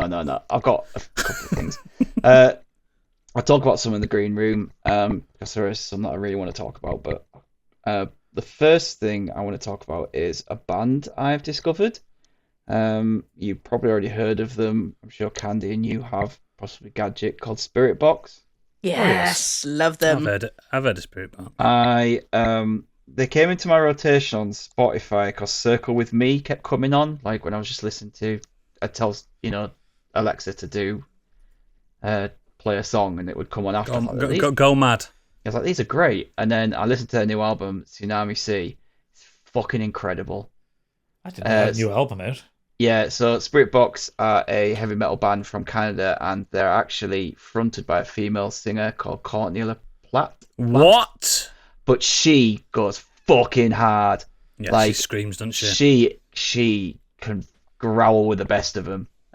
She is brilliant. I'll add that to my playlist. The opening song to Tsunami Sea, called Fata Morgana, is one of the best opening songs to an album I've heard in a very long time. Yeah. It's so good. Like, it just hits from minute one, and then she comes in with the vocals, and then it doesn't let up once the album gets into it. It starts to slow down a little bit in the middle, but then picks up again at the end. It's received, like, incredible reviews. One reviewer here said it's a sonic assault that is also graceful and beautiful. I was like, yeah, that kind of... That sums it up. Exactly. While I talk, Gadget, go and listen to Fata Morgana. I'm literally listening to Perfect Soul right now. I saw them in Vegas when I went to Signal World. They're incredible. So let's have a look at Fata Morgana. Oh, just listen to that opening. And then when she sings as well. Yeah. That's a riff. Yeah. Oh. They've been going quite a while, haven't they? They've been going quite a while. 2016, nearly a decade. Yeah, I saw them at one of the last festivals I went to before pandemic. They weren't even high up on the bill, but you could tell that they had the makings for something great. And I'm glad they're getting recognition. According to Spotify, they're getting decent plays on this one. Like every single song on this album is over 1.5 million plays. That's awesome. That's what you want to see. You want to see the genre continuing. The playing download this year, I think they're going to draw a huge crowd. Oh, yeah, for sure. Will. Yeah, they're also playing Wembley, so they must be supporting someone, but I don't know how it is. Linkin Park, that makes sense. Yeah. She's incredible, though. Like, she'd have been a better replacement for Chester. I don't think I've heard a female singer like. I don't mind the female singer Linkin Park range, but yeah. She reminds me a lot of Angela Gossow from Arch Enemy. She's got that kind of Arch Enemy. Or her from Ginger. You should check out Ginger, actually, Stig. You'd fucking love them. Yeah, it's very similar. Very similar band. I will give them a go. The other one I've done is I finally started Astrobot. Game of the Year 2024, Astrobot. Mm-hmm. Well, it might have been if I'd have played it in time, because it's fucking great. Absolutely loving it. It's so fun. It's so inventive. The music's amazing. I'm just clearing up every stage. I'm literally going back in to clear up all like the little anything I've missed. Don't miss a lot, but the first time round. But there's a few little like secrets in there. Does it still play like the Playroom? Because Playroom played phenomenal. Yeah. It's like Playroom, but it's just... So you can do that hover attack. You can do the bopping, spinning one. But you have like all these little extra things that they put into certain levels. One of my favorite ones and stuff. Is it's in the first galaxy. It's like different worlds. It's like the Gorilla World, like Mario Galaxy. Yeah, it's like you go into a galaxy, and in that galaxy there's different worlds in there, and one of them is like shrinks you down to the size of a mouse, but just the way it does it and the way it looks, it's so seamless, and the way it makes everything around him go bigger, it's just so good. And then like, just the little touches of like if you try to bop out into big mode when you're under a block, and he hits his head, and you just see his little face go, "Ugh," and then like he shrinks back down to a mouse. The details. I love him. So He's a good boy. He's a great boy. I'm not going to talk about. I've only got to the end of the second galaxy so far, but there's a hub world as well, because the whole idea is you're trying to rebuild. I think a ship which looks like a PlayStation, and within that hub world, there's Product also placement, there's also other little things to do and more little robots to rescue. There's it's full of Easter eggs. It's full of references. The music's incredible. There's a level at the end of World 2, which just it's based around God of War, and it's fucking amazing. It is so good. The music is great. It's just I don't want to spoil it for people who want to play it, but like when I started that level and I finished it, I was like, that was just amazing. I absolutely loved it. I really want to play this game, but it's just too expensive at the moment for me. I'll lend these when I'm done. Yeah, man. Is it? Defo. Would you say it's a Mario beta now at this point, or on A par? lot of people saying it's on par. It's on par with some Marios, in my opinion. Yeah, Like a I lot know of people go, are oh saying yeah, it. why not just play Mario? I was like, well, why not both? Like, Why can't they both exist? yeah, like there's a lot of mechanics in there that's like, yeah, I've seen this in a Mario before, but it doesn't matter because it's just fun. Nope. Like it's just a really I fun liked game. like a couple of gens ago where you had Load, you had Sly Cooper, you had Ratchet and Clank, the good ones, and I like these kind of platformers. Yeah, it's so I think good. they're fun. I think they're really fun, and it's a good way to like. They're good palate cleansers between like adult games. Yeah, well, I just finished playing Silent Hill 2. So. Fucking brilliant, yeah, exactly. These are the kind of things you want. You want after some deep mechanics. You want to just be a fucking robot for a bit. Yeah, and it's clearly not like very long. PlayStation's telling me I'm 50% of the way through already. Yeah, but it don't matter. But just all the little, because obviously you all know that a lot of the robots have they're based around PlayStation characters or characters. I didn't know on PlayStation. It's cool. Yeah, so when you go into the hub world, you can like unlock all these little secret things and like kind of outfits for them, and it's just cool. Yeah, you'll get a kick out of it when you rescue one of them. You're like, fucking yeah, I know. I liked that Playroom. I've played Playroom through twice, and I liked collecting the little PSPs and stuff and it's like that, but CPUs. with characters. Yeah, it's awesome. So Sony are really sleeping on the idea of being able to buy a little Astrobot doll with like clip-on bits that you can make for the characters that you want. I agree. Yeah, like a pop doll, but It's only proper. rubbish at this. That'll probably come out in about 5 years when they suddenly think of things like that. License to print money. I just don't. I'd buy a little Astro. Give me a little Astro. Oh, like the characters you get in this, just release them like Funko Pops, basically, but the little robots. Why don't they? Why don't they do it? No idea. But I so far every single Astro game has been a hit for me. That's fucking. The VR game was great. Everyone says that's the best VR game on the PlayStation. It is. It's genuinely one of the best VR games I've ever played. Is it Team Asobi or something? Asobo. They're the fucking ones to watch, aren't they, them buggers? Sneaky little buggers. Yeah, because what do they do now? They finished this. They do another Astrobot. Astrobot. They know their lane. Keep going.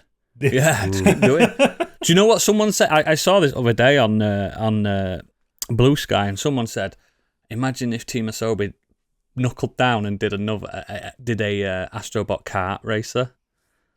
Like, that'd be the closest you'll get to like a Mario Kart contender. I'm not saying beta, but contender. And they kind of need that on that platform, don't they? A good kart racer. No, they've got really Crash do. Team Racing. Yeah, it's fucking shite. It's not. Chocobo GP. The first Crash Team Racing was good. Everything after that has been shit. Stig's muted. I'll mute him at Muteson. This is up there with Mario games for me. Like, So you're looking for ways. you'd rather this team just concentrate on these, yeah? oh yeah, big time. Just give Yeah. me more. Give me Yeah. more Astros. Yeah. Last Keep one. it going. Because I have seen a shitload of films, but I'll talk about the best one. I am being greedy. I'll talk about the best one, which was Black Bag. So Black Bag is a spy thriller starring Michael Fassbender, Cate Blanchett, Naomi Harris, Regé Jean Page, Pierce Brosnan. The sexy cast. Yeah, and Marissa Abella. Sorry, I was reading Paula that wrong. Abdul. I was like, ugh. So it basically it's a story of Michael Fassbender is he's works for MI5. He's got a massive knob. He's a super spy, but he's not like a James Bond. Like there's no James Bondness in this film. It is all just about how this guy can read people and how he's able to like manipulate things. And his wife is accused of betraying the nation and selling something that she shouldn't have. Been there. She is also a spy, and basically he's put to the test of whether he chooses his loyalty to his wife or his country. So he just basically it's directed by Steven Soderbergh. Ooh, is it? Ooh. There is a scene near the beginning where he has them all around for dinner, and he starts to like kind of play games with them, and he's also kind of trying to read them, trying to gauge the situation and see if you can read any of them all, and it's just so incredibly tense, and it just builds up, and there's twists and there's turns, and everyone's kind of got their own thing going on, but he's in the center of it all, trying to figure it all out. Is it a talkie? It's a talkie. It is a spy thriller that's a talkie. There is no like spy action in this whatsoever. Yeah, none of that. Sounds like it's got like Tinker Tailor Soldier Spy vibes. Yeah, I've heard that. I love that I've not seen that film, but I've heard that comparison. That's great, Phil. Watch I it. think you'd like that, mate. Watch it. That one's got the tension, but it also goes into the mundanity of spycraft. Yeah, Yeah, how they have to wait 8 hours for a mark. You see them talking with the therapist in MI5, and having to, she's grilling them. She's part of this group of people that have been invited around. They've all got kind of different jobs. He puts them through a polygraph test, which is just really great. Yeah, I recommend this film so much. It is only 94 minutes long. Ooh, yeah. It's a tight talkie. Yes, it's just full of stupid, sexy spies. There's a pod title. Yeah, I thought it was really, really good. It's probably up there, one of the best new films of 2025 I've seen. Awesome. Is that only available in cinema? Yes, but it hasn't done very long. well, so it won't be Won't be long. Yeah. Cool. Tough times. Is it mirrors that gap really reducing between launch dates? Oh, and yeah. cinema? It's like 3 weeks now, Streaming mate. is really tight now. It's the I'm films loving that it. aren't doing very well in cinema. So Mickey 17 had a big drop off, and that's coming out very soon. Get in. Yeah, just a few things that haven't done great, which is really frustrating because when everyone's like, "Oh, we don't get new original films anymore." I was like, "Well, fucking do, go watch them." Yeah. Because that's a new original film that's really good. Like, But they still do. They still make money back.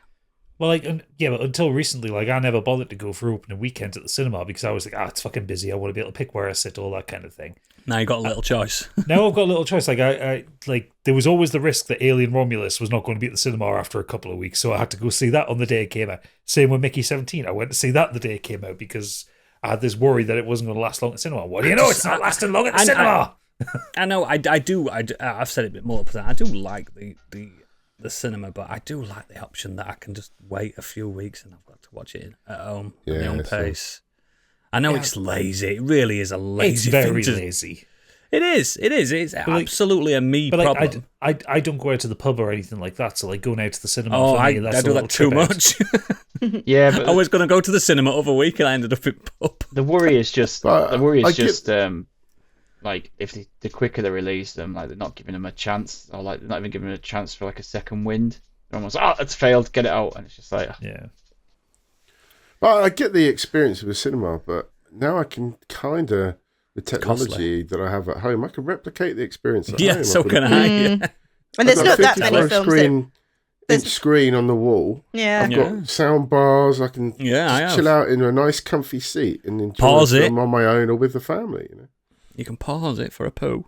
But then also it's easier to get distracted though, isn't it? That's the only thing. No. Like when I go to the cinema, I'll end up sitting and playing on my phone halfway through Yeah. a film if it's not engaging us. No, you turn it off. I watched the entire thing. So Turn it bad. off. I find it very difficult to not get distracted. Plus, I like an IMAX display and an IMAX sound system. Yeah, I get there is definitely a massive step up, but I just feel like the sound's good enough, the TV's good Yeah. enough, the film quality's good enough. There's I not also that. really- with the I don't like going on my own. yeah, with I the love exception going to of like cinema on my own. Yeah. Sorry, Candy. No, sorry. I was just going to say, with the exception of like Michael Bay films and Avengers and stuff, there aren't that many films where you really, really have to see it at the cinema. I mean, there are ones that are obviously going to be a visual feast, like Dune, stuff like that. Obviously, you want to see it at the cinema, but just your regular kind of talkie. There's no need. Yeah, no, I enjoyed both Dune films at home. Yeah, they were better in IMAX though. Same story though. It's one of them things. I'm on like Biggie. I'm just used to my own surroundings a little bit. Find it more comfortable, and I don't drive, so there's an aspect of that one. I'd have to get a train or a bus. Not asked. The train ticket is dearer than the fucking cinema ticket. Yeah. Get on your bike, lad. It's about 14 miles away. Do that in half an hour on a bike. And then when I pull up on the bike, and then I come out of the cinema and bike's gone because it's in Wakefield. You problem that, mate. It's a you problem. It's a you problem. You told me to do it, and now my bike's been nicked. I'm not problem solving your nicked bike. Problem solving getting you to the cinema. What you've been up to, pal? So a few things. I buggered off here because I was going to counteract the thing that he said. Because I have finished a fucking game this week. The twat. What you finished? I finished Silent Hill 2 last night. Oh, we all finished that weeks ago. Well, I know, but it took me ages to get to it because I was playing other things and making YouTube videos. I really enjoyed it. It was really good. Good, innit? Yeah. It's a solid kind of 8 out of 10 for me. There was some stuff I didn't like that in the changes that they made. I think it kind of stuck around a little bit too long. I didn't like the fetch quests. I didn't mind the fetch quests so much because the original game had a load of most of it was fetch quests. Yeah, I suppose it was, wasn't it? Yeah, it was, go find this thing, come back here, unlock this door. Like, I like the Bluebirds kind of tightened up the map design. I think a lot of people, that's a lot of roasting to the glasses on that old one. Yeah, well, you forget the mundanity of some parts of that game. Well, literally at the minute, because I'm starting to write my script for the YouTube video, I'm watching some Twitch streamer play through the original game because it's been years. And like there are some really fucking bleak parts of that game where it's just like dull. Yeah. Just checking every single room. Nothing's happening in every single room. But yeah, I really liked how they updated it. There was some stuff they added, like little bits of dialogue, that just helped to like clear up some of the story stuff. Like there was all this stuff made when it was originally announced that they're going to show the origins of Pyramid Head. I'm like, you don't need origins of Pyramid Head. The game tells you well enough. And then what they've actually done in this game is like, actually, no, that does make sense why they've said that and done that. And it actually, it's not like they haven't given them some grand backstory or anything. They've tightened it up so it's a bit clearer what the actual point of it is. He's at nursery with that big fucking pyramid head in nursery. I do love how like the fans have just adopted the name Pyramid Head. Isn't he called the Crimson Triangle? He's got about 3 or 4 names depending on which translation it is. So he's the Pyramid Head, the Red Pyramid, the Red Japan, Guy. They call him Red Pyramid. That's it. But no, I really enjoyed it. I liked a lot of the new actors and the new dialogue. Fun fact: I did. Luke Roberts, who played James Sunderland, is most famous for being on Holby City, which is weird. You do go to a hospital on this. You do. The hospital's still the best level in the game, I think. It is, and he's got that extended puzzle. Yes. The really one with the hand where you've got to go through all patients' rooms. Really good. That I really enjoyed that. Yeah, but they've kept some of it, like they've kept some of the great bits, like that moment when you get onto the roof and you get kind of thrown down. Like that still caught me by surprise. Yeah, I forgot about that bit. Yeah, but no, I really enjoyed it, and I think they did a really good job. Like I say, it's a bit too long. They could have done with an hour or so cut out of it, and it's a bit too combatty in places. I didn't like the labyrinth at the end. Oh no, I thought I liked the labyrinth. It was because it's much shorter in the original game, and they've kind of expanded it out. Really loved the changes to the last boss fight. I thought the last boss fight was so much better than the original. Yeah, me too. Is this the version? I can never remember this because I played them so long ago. There's a particular moment in one of the Silent Hills where Don't you're spoil walking it. down. No, you're walking down a The endless path, stairs. and no, it's like a I path. was Like singing either Snake there's Eater when that garden, happened. hedges on either side of you, and there's just this that siren just keeps going on. That's and all on of them. and on. No, But it's just like this really long, almost like an endless walk, and it's so unnerving because you keep expecting something to happen. Something actually doesn't happen. that's the first Number one. No, it's the first Yeah. game you're talking about. Yeah, I thought so. I can never remember, but it's just so unnerving. It was There's just a- like, there's- oh, it was- that really creeped me out. There's a couple of really long walks in Silent Yeah, Hill the stairs. too. There's the stairs, or like getting to the historical society and stuff like that. Like, Yeah. there's some, Was it you, Stig, that brute forced the hangman puzzle? Was it you? I Someone told me that the brute forced the hangman puzzle and I just guessed it right. I guessed it. I guessed it. Yeah. Yeah, that's it. You just guessed I it. was Like, looking at it. oh, ignore the puzzle. Good Well, guess. no, I pressed something and then the nooses came down, and it gave me Just the pick prompt one. to click on it, and I just clicked on it, and it just happened to be the right one. I was like, oh, great. Because that really can set you back like half an hour. Yeah, if you yeah, get it wrong. I read up on it, and I was like, and I thought, am I going the right way here? And I just thought, I'm going to quickly read it, but yeah, I am. I've just lucky. yeah. I will say the mannequins started to annoy me about Oh, 2/3 into the Fucking game. pissed me off, the mannequins. Especially when they start crawling around like spiders. Fuck that. Do you like how he gets really pissed off when he's pounding them in the ground? I Yeah. love it. He's going, ah! But one of the funniest moments I had was in, I think it was in the labyrinth, and it was just in just one of the moments I would I'd got a text from Pip, and so like I'd stop playing and like answer the text, and I look up and the mannequin in the room repositions itself and just like over to the other thing. Yeah. So fucking funny when you see them do that. Oh, yeah, when you actually see him doing it, it's ridiculous. Yeah, because they don't attack you; they just like trot to the next bit. I'm going to get him this time. It's really, really good, and yeah, it's my next YouTube Quick video. question, so we'll do that. Gadget. Do you know Yeah. this? Do you know the answer to this? Oodles doesn't. Uh-huh. What's his fascination with jumping down holes? I don't have an answer to that one. Who does that? There are a lot of James holes. Sunderland. There are a lot of holes that he jumps in, and a lot of holes he jumps in. It has like 2 prompts. You've got to press the prompt and then press Are it you I again. did sure like you that. want to I did jump? like it was Yeah. a bit like it was asking the player, "Are you sure?" But it was like, Well, it's not just jumping down holes; it's sticking his arm into holes as yeah, well. yeah. It's like, Like how deep is this hole? if you're in some demon infested version of an apartment building and you see a weeping hole in the middle of a wall, you're not going to stick your hand in it, are you? Especially Well, when no, there's you like are, 'cause thousands of moths around you. You're going to need that. dick Like, in you're it. going to need that Flash lighter Gordon, I fluid. know what happens.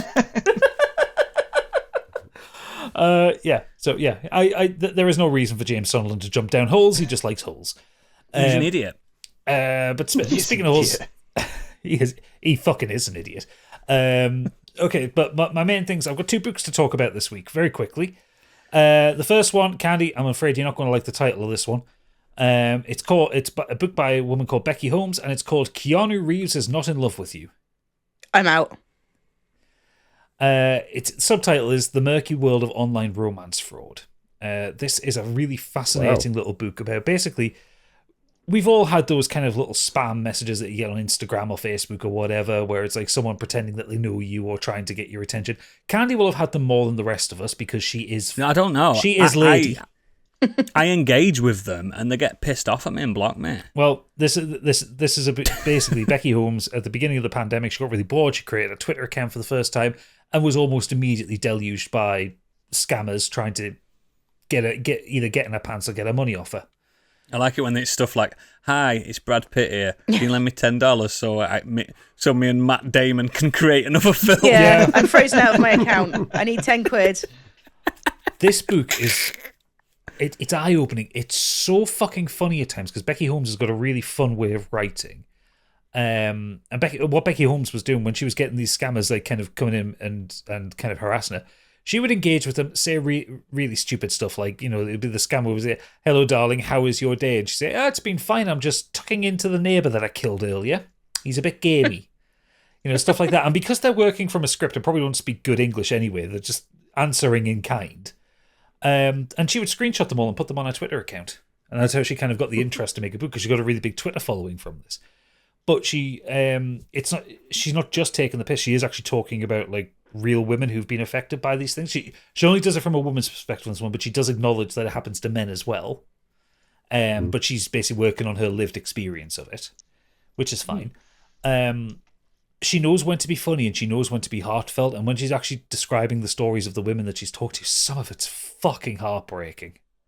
But she also goes to great lengths to kind of break the myths, break myths or break kind of common consensus about things. Like, you see, one of the things she says, like, you'll see news stories about people who've lost a load of money because of romance fraud.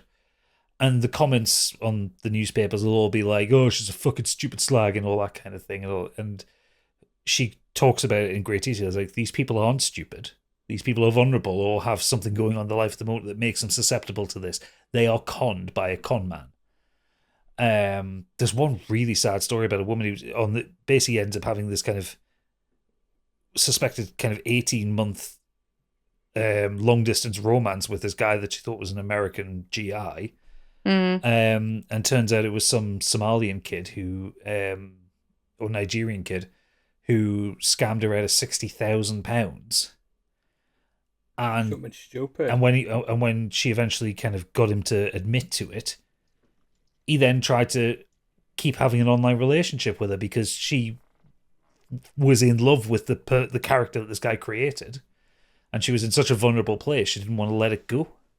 Yeah, it's heartbreaking. It's almost like stuff. the digital version of those old holiday romances where people would meet people abroad and they'd come back and marry this younger person and suddenly find out they're scammed of all their money years later. Yeah. So yeah, and it kind of moves effortlessly between the funny stuff and the kind of the heartbreaking stuff, but it's really worth a read. It's a fantastic book. And like I say, Becky Holmes is very funny the way she writes, and she puts the right amount of levity in it. I feel like that's the kind of book that everyone's maiden aunt should read. It's something I'm going to need Pip's grandma to read. Yeah, absolutely. Because she was once taken in by an online scammer, pretending to be Hugh Jackman. I wasn't going to bring it up, but yes. Yeah, might as well. It's Hugh Jackman. Prove it. I was in X-Men. Oh, okay. No, you're not prove it, and they go, shing shing, I'm the Wolverine, and they just do it all in typing. Like, there's that guy that says, oh, it's me, Noel Gallagher, I'm here with our kid. Oh, no, it's our kid. People fall for it. I think it's stupid. Yeah, no, I really, really do rate and recommend this book. Another book that I really rate and recommend, and this one is a one for Candy because the concept of it is in for it, and it's got some features that she will like. I'm listening to on Audible the first book in the Dungeon Crawler Carl series. So this is a science fiction and fantasy literary RPG book written by Matt Dinniman. And this is essentially The Running Man meets D&D. So the book begins with the sudden arrival of alien entities known as the Borant Corporation, who restructure Earth into a multi-level dungeon for their amusement and broadcast on galactic TV. Humans and some of the surviving creatures who make it into the dungeon before the top level of the Earth is destroyed are forced to become contestants in a live-streamed gladiatorial game show. So we have Carl, who just having been cheated on by his girlfriend and left with her cat, a Persian, one of those flat-faced Persian cats called Princess Donut, finds himself in the competition and having to survive. It is one of the most ridiculous books I've ever listened to or read, and it's fucking brilliant. It's brutal. It's, as a concept, it's ridiculous because, like I say, I mean, we all know The Running Man, but then it's just taking it to this next level, adding this D&D kind of dungeon crawling level on top of it. From Carl's perspective, everything is almost like a video game, so he has an inventory, gets achievements, all that kind of thing. And the narrator for it, who is Jeff Hayes, he imbues all the different characters with the most ridiculous voices. The achievement voices are brilliant. Achievement unlocked! You've crushed a goblin with your skull. It's kind of, it always reminds me of the Circus of Values from BioShock.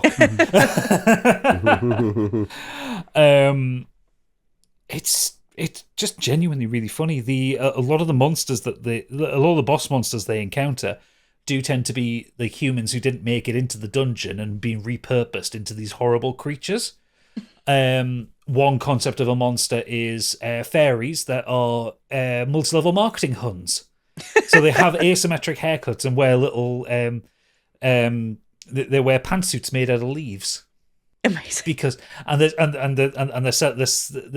trying to get people into their downline to sell this corrosive it's corrosive shake that Carl can then repurpose into Molotov cocktails. You know, it's like ridiculous concepts like this. And it's so funny and it's so knowing. And it's got a cat called Princess Donut in it who can speak and fire magic missiles from her eyes. I mean, what more do you want? I mean, I must admit, as soon as you described it to me over text the other day, I did download it, but now I feel like I need to listen to it immediately. Yeah. Also, it's because everything's in first person, everything's in Carl's voice, with the exception of some of the character dialogue. And because Carl's a meathead and he's an idiot, Jeff Hayes gives him a Patrick Warburton kind of voice, so it just sounds like Kronk running through this dungeon all the time. It's great.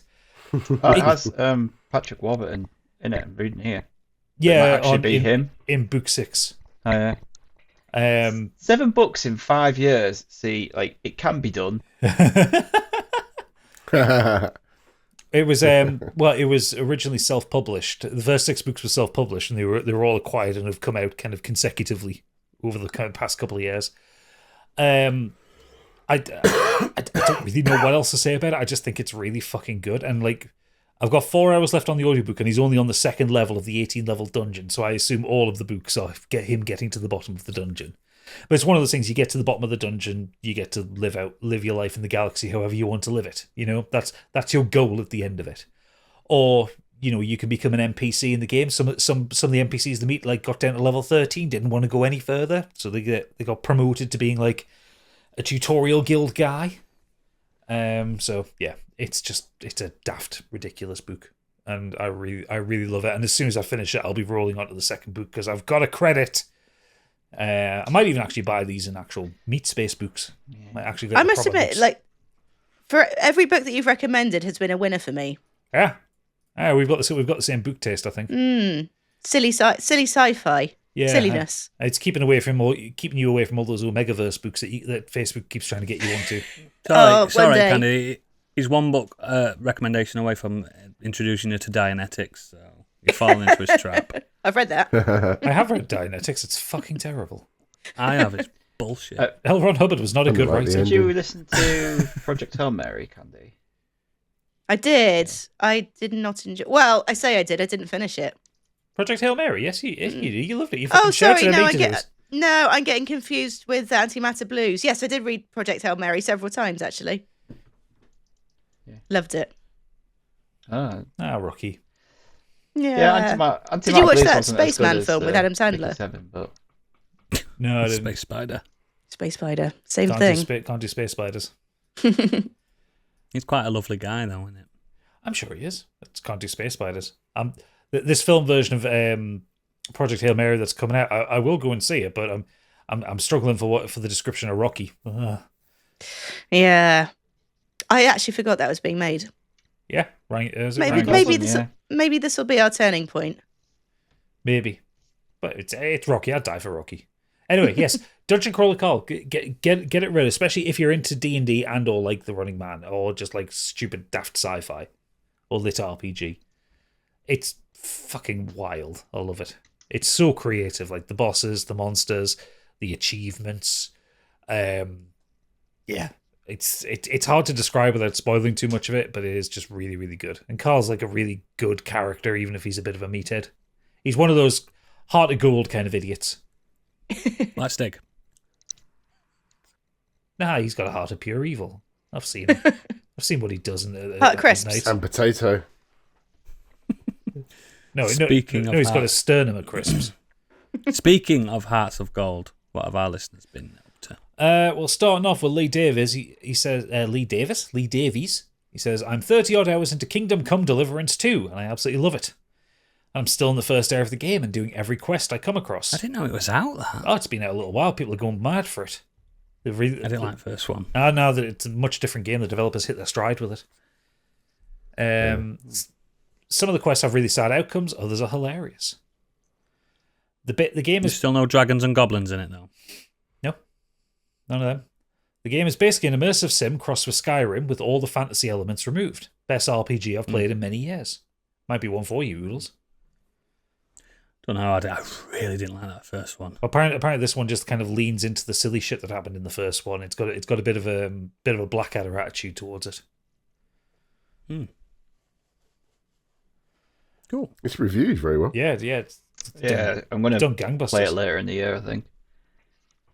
Just got to get all these Game Pass stuff coming out on Game Pass all the way first. Yeah, we're about to hit a heavy time. Todd Story says, I just finished season 1 of Severance and started season 2. Enjoying figuring out what the fuck's going on. Good. Get used to that feeling because it doesn't get any easier. No. Enjoy more questions than answers. Are you still enjoying it then, Candy? It's finished. The second series is finished. I loved Done. it. Yeah? Then you get it watched.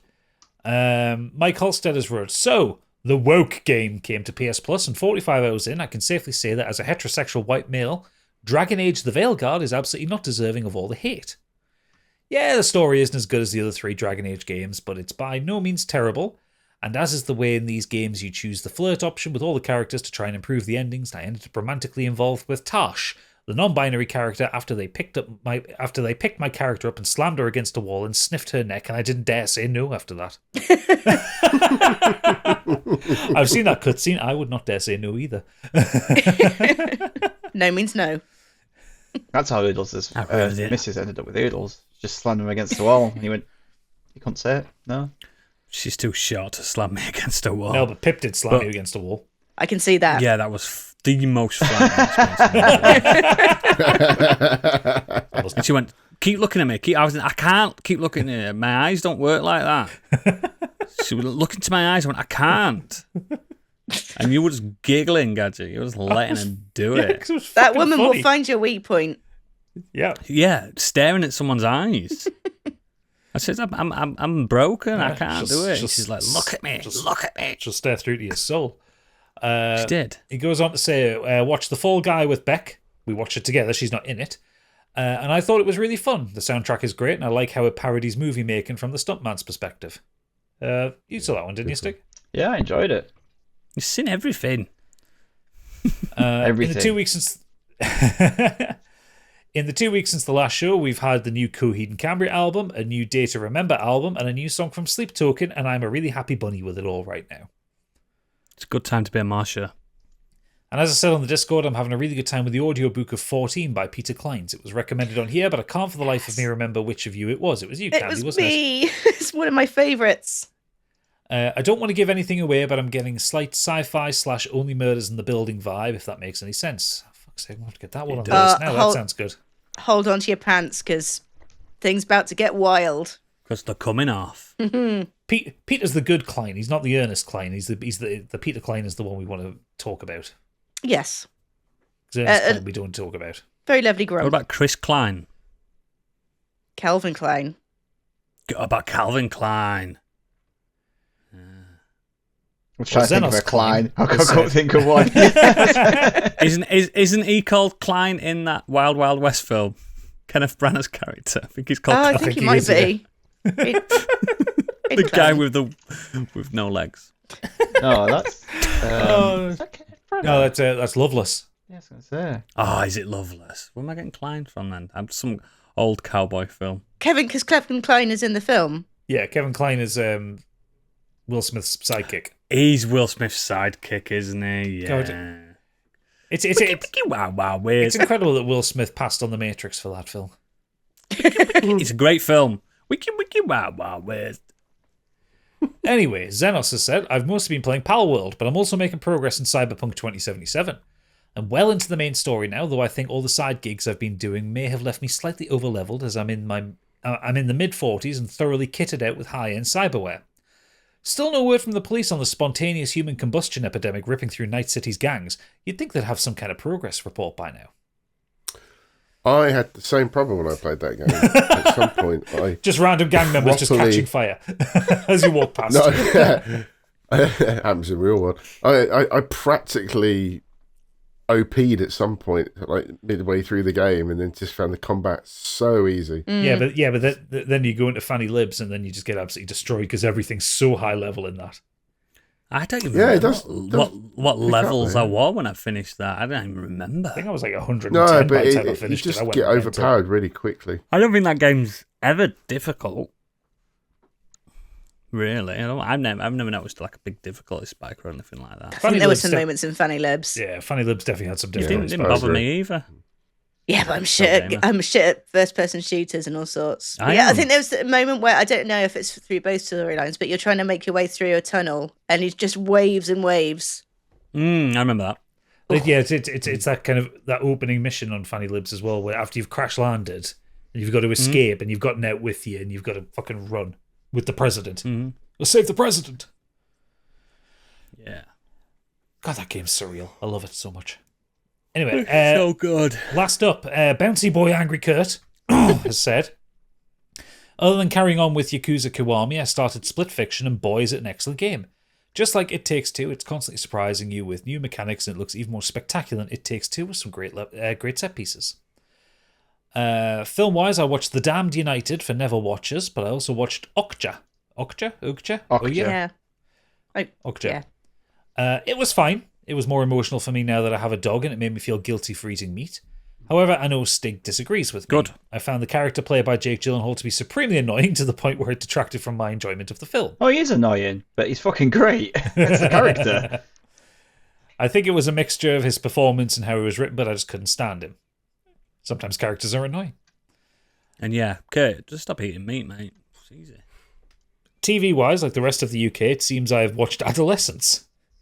Never heard of it. I'm sure you will have covered it already, but I'll just say that I thought it was brilliant too. And though I thought it was only episodes 1 and 3 were effective in using the one-shot approach. Right. I also finished Drive to Survive, which was great, and started White Lotus Season 3. Don't get me wrong, it's still excellent TV, but I'd say it's the weakest and will be the weakest of the 3 seasons so far, no matter what they do in these final 2 episodes. I don't even know what White Lotus is. It's just another one of those kind of I reviewed it. temple drama Not films. the third one. Drama shows. Oh. It's its concept is the White Lotus resorts around the world, and it's like places like holiday resorts for like rich people, and usually there's a murder or something like that happens at them, and There's been a murder. yeah, you've got to work out who done it, but then it's like it's all upstairs, downstairs because you've got the work and stuff, and then you've got the super rich guests, and some people are It's fucking the other people. relationships, Yeah. the way people are and how they act. And First season, rich people being twats. first season has Sydney Sweeney swanning around in a bikini. Yeah, I was so gonna say. What? yeah, What? Yep. Why didn't you lead with that? yeah, taking drugs and swanning around in a bikini. What's that on? Is on now TV. Now TV. So when you so when you get your trial to watch The Last of Us next month, Yeah, man. Fucking hell. You need to lead with a bit of Sweeney. bit Sweeney. Get a bit of Sweeney on top of that. Not confused with the 70s crime drama show. That and all. I love the Sweeney. Fucking great show. I preferred Minder. Minder's great and all. I can be so good for you. Anyway, no, wow, want to really love am ya. tired tonight. Finally, in books, I've just finished both the Vince McMahon book and The Two Towers. Vince book was Very different books. very different books. The Vince book was really good, except when he got to Helm's Deep. No, I'm getting mixed up. No, the Vince book was really good, so thanks for the recommendation on that. You're welcome. He is a nasty piece of work, but I can't deny his storytelling chops, as I found myself pretty gripped by some of the descriptions of the plot lines he made up, like the Overseer one. Higher Steak. power. Higher power. Not Overseer. Come on. Well, either way, yeah. Yeah. The guy was. Some of the storylines are fantastic. Just like I said in Discord, though, like the power went to his head, like in the workplace and in real life. Like, the guy was a genius in certain aspects, in business aspects. Like wrestling wouldn't be what it is today without him. He's But a he's a cripplingly very ruthless. horrible piece of shit. Yeah. You can't make an empire without destroying some people. Yep. You can't make a Tomelet without breaking some Gregs. Actually, the thing is about that Can't. is that the higher power thing was actually quite disappointing at the time. Was it? People were quite disappointed in The it. way Yeah, it's 'cause described, it, well, the way it's described in that book is really good. because it was obvious. Well done, Kurt. You've got him chatting about Vince McMahon. But it just felt obvious at the time. Like it was like who could be the one person above the Undertaker who controls the Undertaker? And I was like, it was probably Vince McMahon. Oh look, it turns out it's Vince McMahon. Like it was obvious. It was fun. It creates a fun It's moment. the dead man. Like you'll have seen the GIF of him like unhooding, pulling his hood off and everything before. But It's that one where he pulls the hood off and it's like really big beady eyes. yeah, he's like, "It's me, Austin. It was me all along." He finishes off saying, "The Two Towers, sorry if this upsets anyone, but I found it a bit of a slog, to be honest. There's some great stuff in there, like the Battle of Helm's Deep and Sheldon's Lair, but there's just far too much... Sheldon? Shelob. It's written as Sheldon here. I'm fucking Biggie in it. Sheldon's Lair. Bazinga. But there was just far too much boring padding reading about various groups just walking through places. Those bits went on far too long. I was let down by it compared to The Hobbit and Fellowship. Yeah, Two Towers has some great moments in it, but it is a lot of walking places. It's the best book of the trilogy, but not my favourite film of the trilogy. I think it's the other way around. I think it's the weakest book of the trilogy. No. He does like things where nothing happens. Yeah. Have you noticed? And that's the feedback for this week. Excellent. As always, links to all our extracurricular activities are in our show notes. And you'll find us over on Blue Sky, where the sky is blue. And you'll find us in our Discord. And please consider becoming a patron, because we've got so much delights in store for you this year and all the other stuff. If you're new to Patreon, you get how many years worth of stuff all in one chunk? We've been doing it like three and a bit years of 3 and a bit years, which of is Patreon, over 100 hours worth of June content. 2021, I think. Yeah. Absolute award-winning content. And please, while you're there, head on over to Do Dragons Dream of Scorched Sheep, our sister podcast. Shit's getting real. Oh, it's shit is getting banging. real. And it's early days, so it's time to get in. Yeah, it's time to get in while it's all fresh. Biggie's been having some moments of late, hasn't he? Let's not say anything, but yeah, what a guy. What a guy, what a failure, what a guy, what a failure. Could go either direction. Oh, no. But yeah, please just consider it. Consider it. Patreon.com/modernescapism. That's where you need to go. That's where you need to go. It's in the show notes. I'm telling you now. But before we end this podcast, we need to probe deep into the mind of Candyland.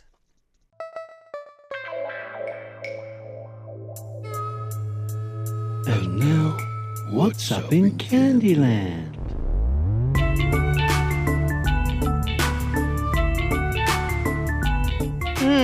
And speaking of probing, bedrooms. Here we go.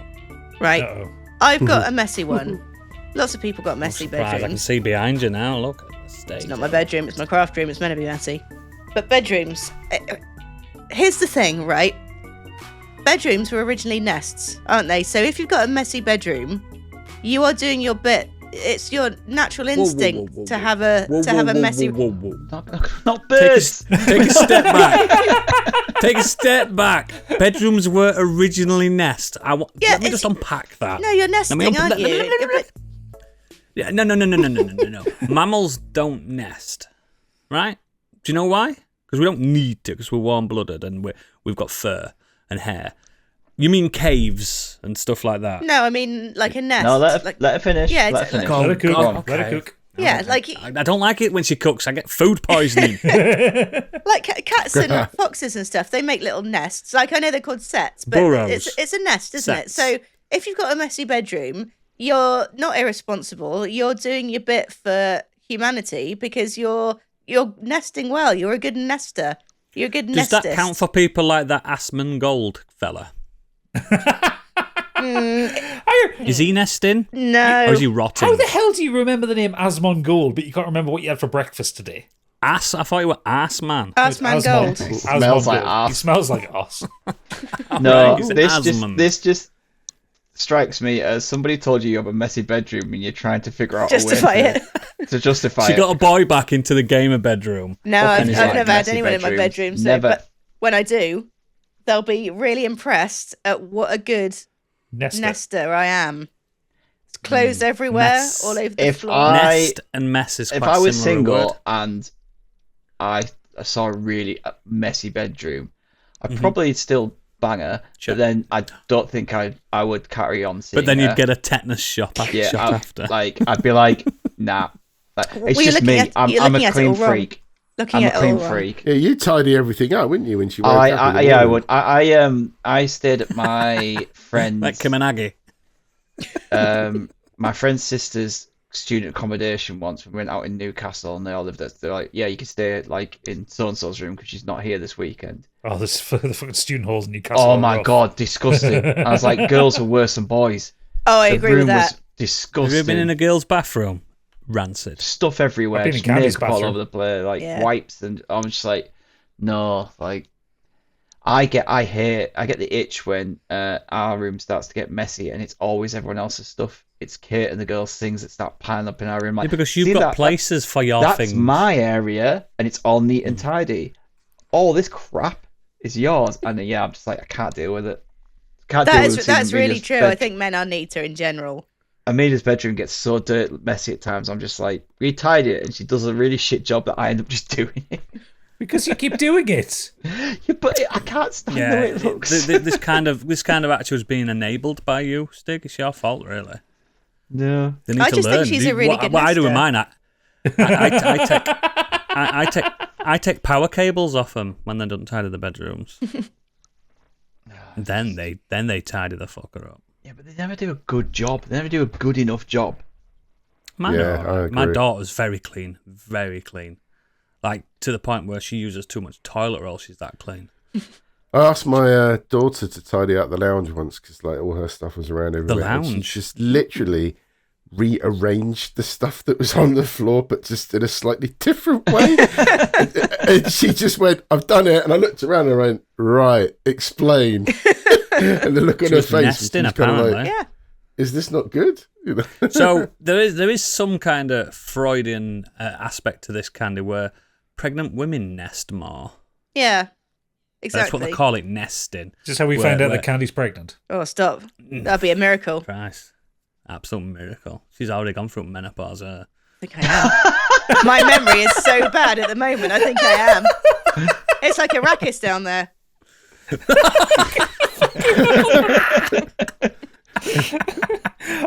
I enjoy the relationship between Oodles and Candy, where Oodles will try and say something to freak Candy out, and Candy just says something worse back. Oh, I fucking heard it all.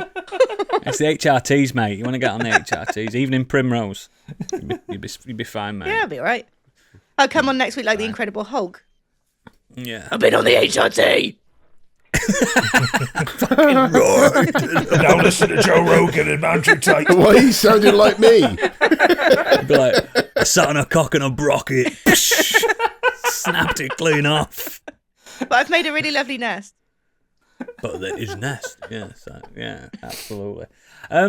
Thanks for that, Candy. You're welcome. So just remember next time somebody's got a messy bedroom. Before, I will judge them. Before we finish Candyland, one of our green room questions from Kurt is, he said it's more of a Candyland question. Do you want it now? Go Yeah, for go it. on. Absolutely. If a poisonous snake bit itself and administered the venom, would it die? I've got a boring answer to this. No, do a fun No. answer. The fun answer is, oh yeah, before, so funny. The boring answer is, no, they're immune to their own venom. But if a fellow snake of the same type bit it, would it die? No. Is the venom individual to a snake? No. Do you think we as humans are actually all poisonous, but we're immune to each No, other? God! Well, according to one Agent Smith, we're bacteria. Exactly. I think I just killed off Biggie. Just fucking... Do you think humans are poison? Some are, mate. Oh, we might be. Some are. Some are absolute poison to the mind. Like, if we go But no, around... Like, unfortunately, Kurt, no. Well, as We've all got a best before date. the great bard himself, Spoonie in Dog Soldiers, once said, "If something tries to eat me, I hope I give you the shits." yeah. Fucking Dog Soldiers, mint film. Yeah, it is a good film, that. But yeah, I don't think a real life Ouroboros would kill itself? It would kill itself by digesting itself, not by poisoning Oh itself. well, yeah. Where does it die before it digests itself? Yeah, That's at what the point? True question. At what point? That's the true question. If you were to eat yourself now, Candy, would you start with your own chin?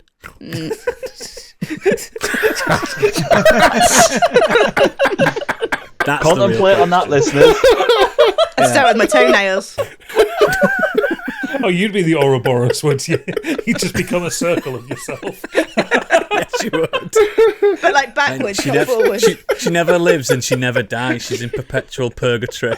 Would you start with your own chin? That's how you eat your own head, isn't it? I can't be more surprised that one. I'd Who start with my knows? Who nose. knows? You'd stop, wouldn't you? Because you just would have a bottom jaw after that. It just would be... Exactly. That's the philosophy behind eating yourself. Unless you cut bits How off. far can you get? You'd have How to, far can you you'd get? have to Just a cut bit bits like off. Laziel. Killed me. You'd have to just shove it in your mouth and push it down. Yeah. How far can you get? Oh, God. Thanks for listening. If you are patron, we'll see you in the meat room. In the meat room. Fuck Wow. it. That's what it is now. It's an abattoir. See you in the green room, but if you're not and you're tight, you're missing out on some absolute frolics. See ya. Bye. Bye.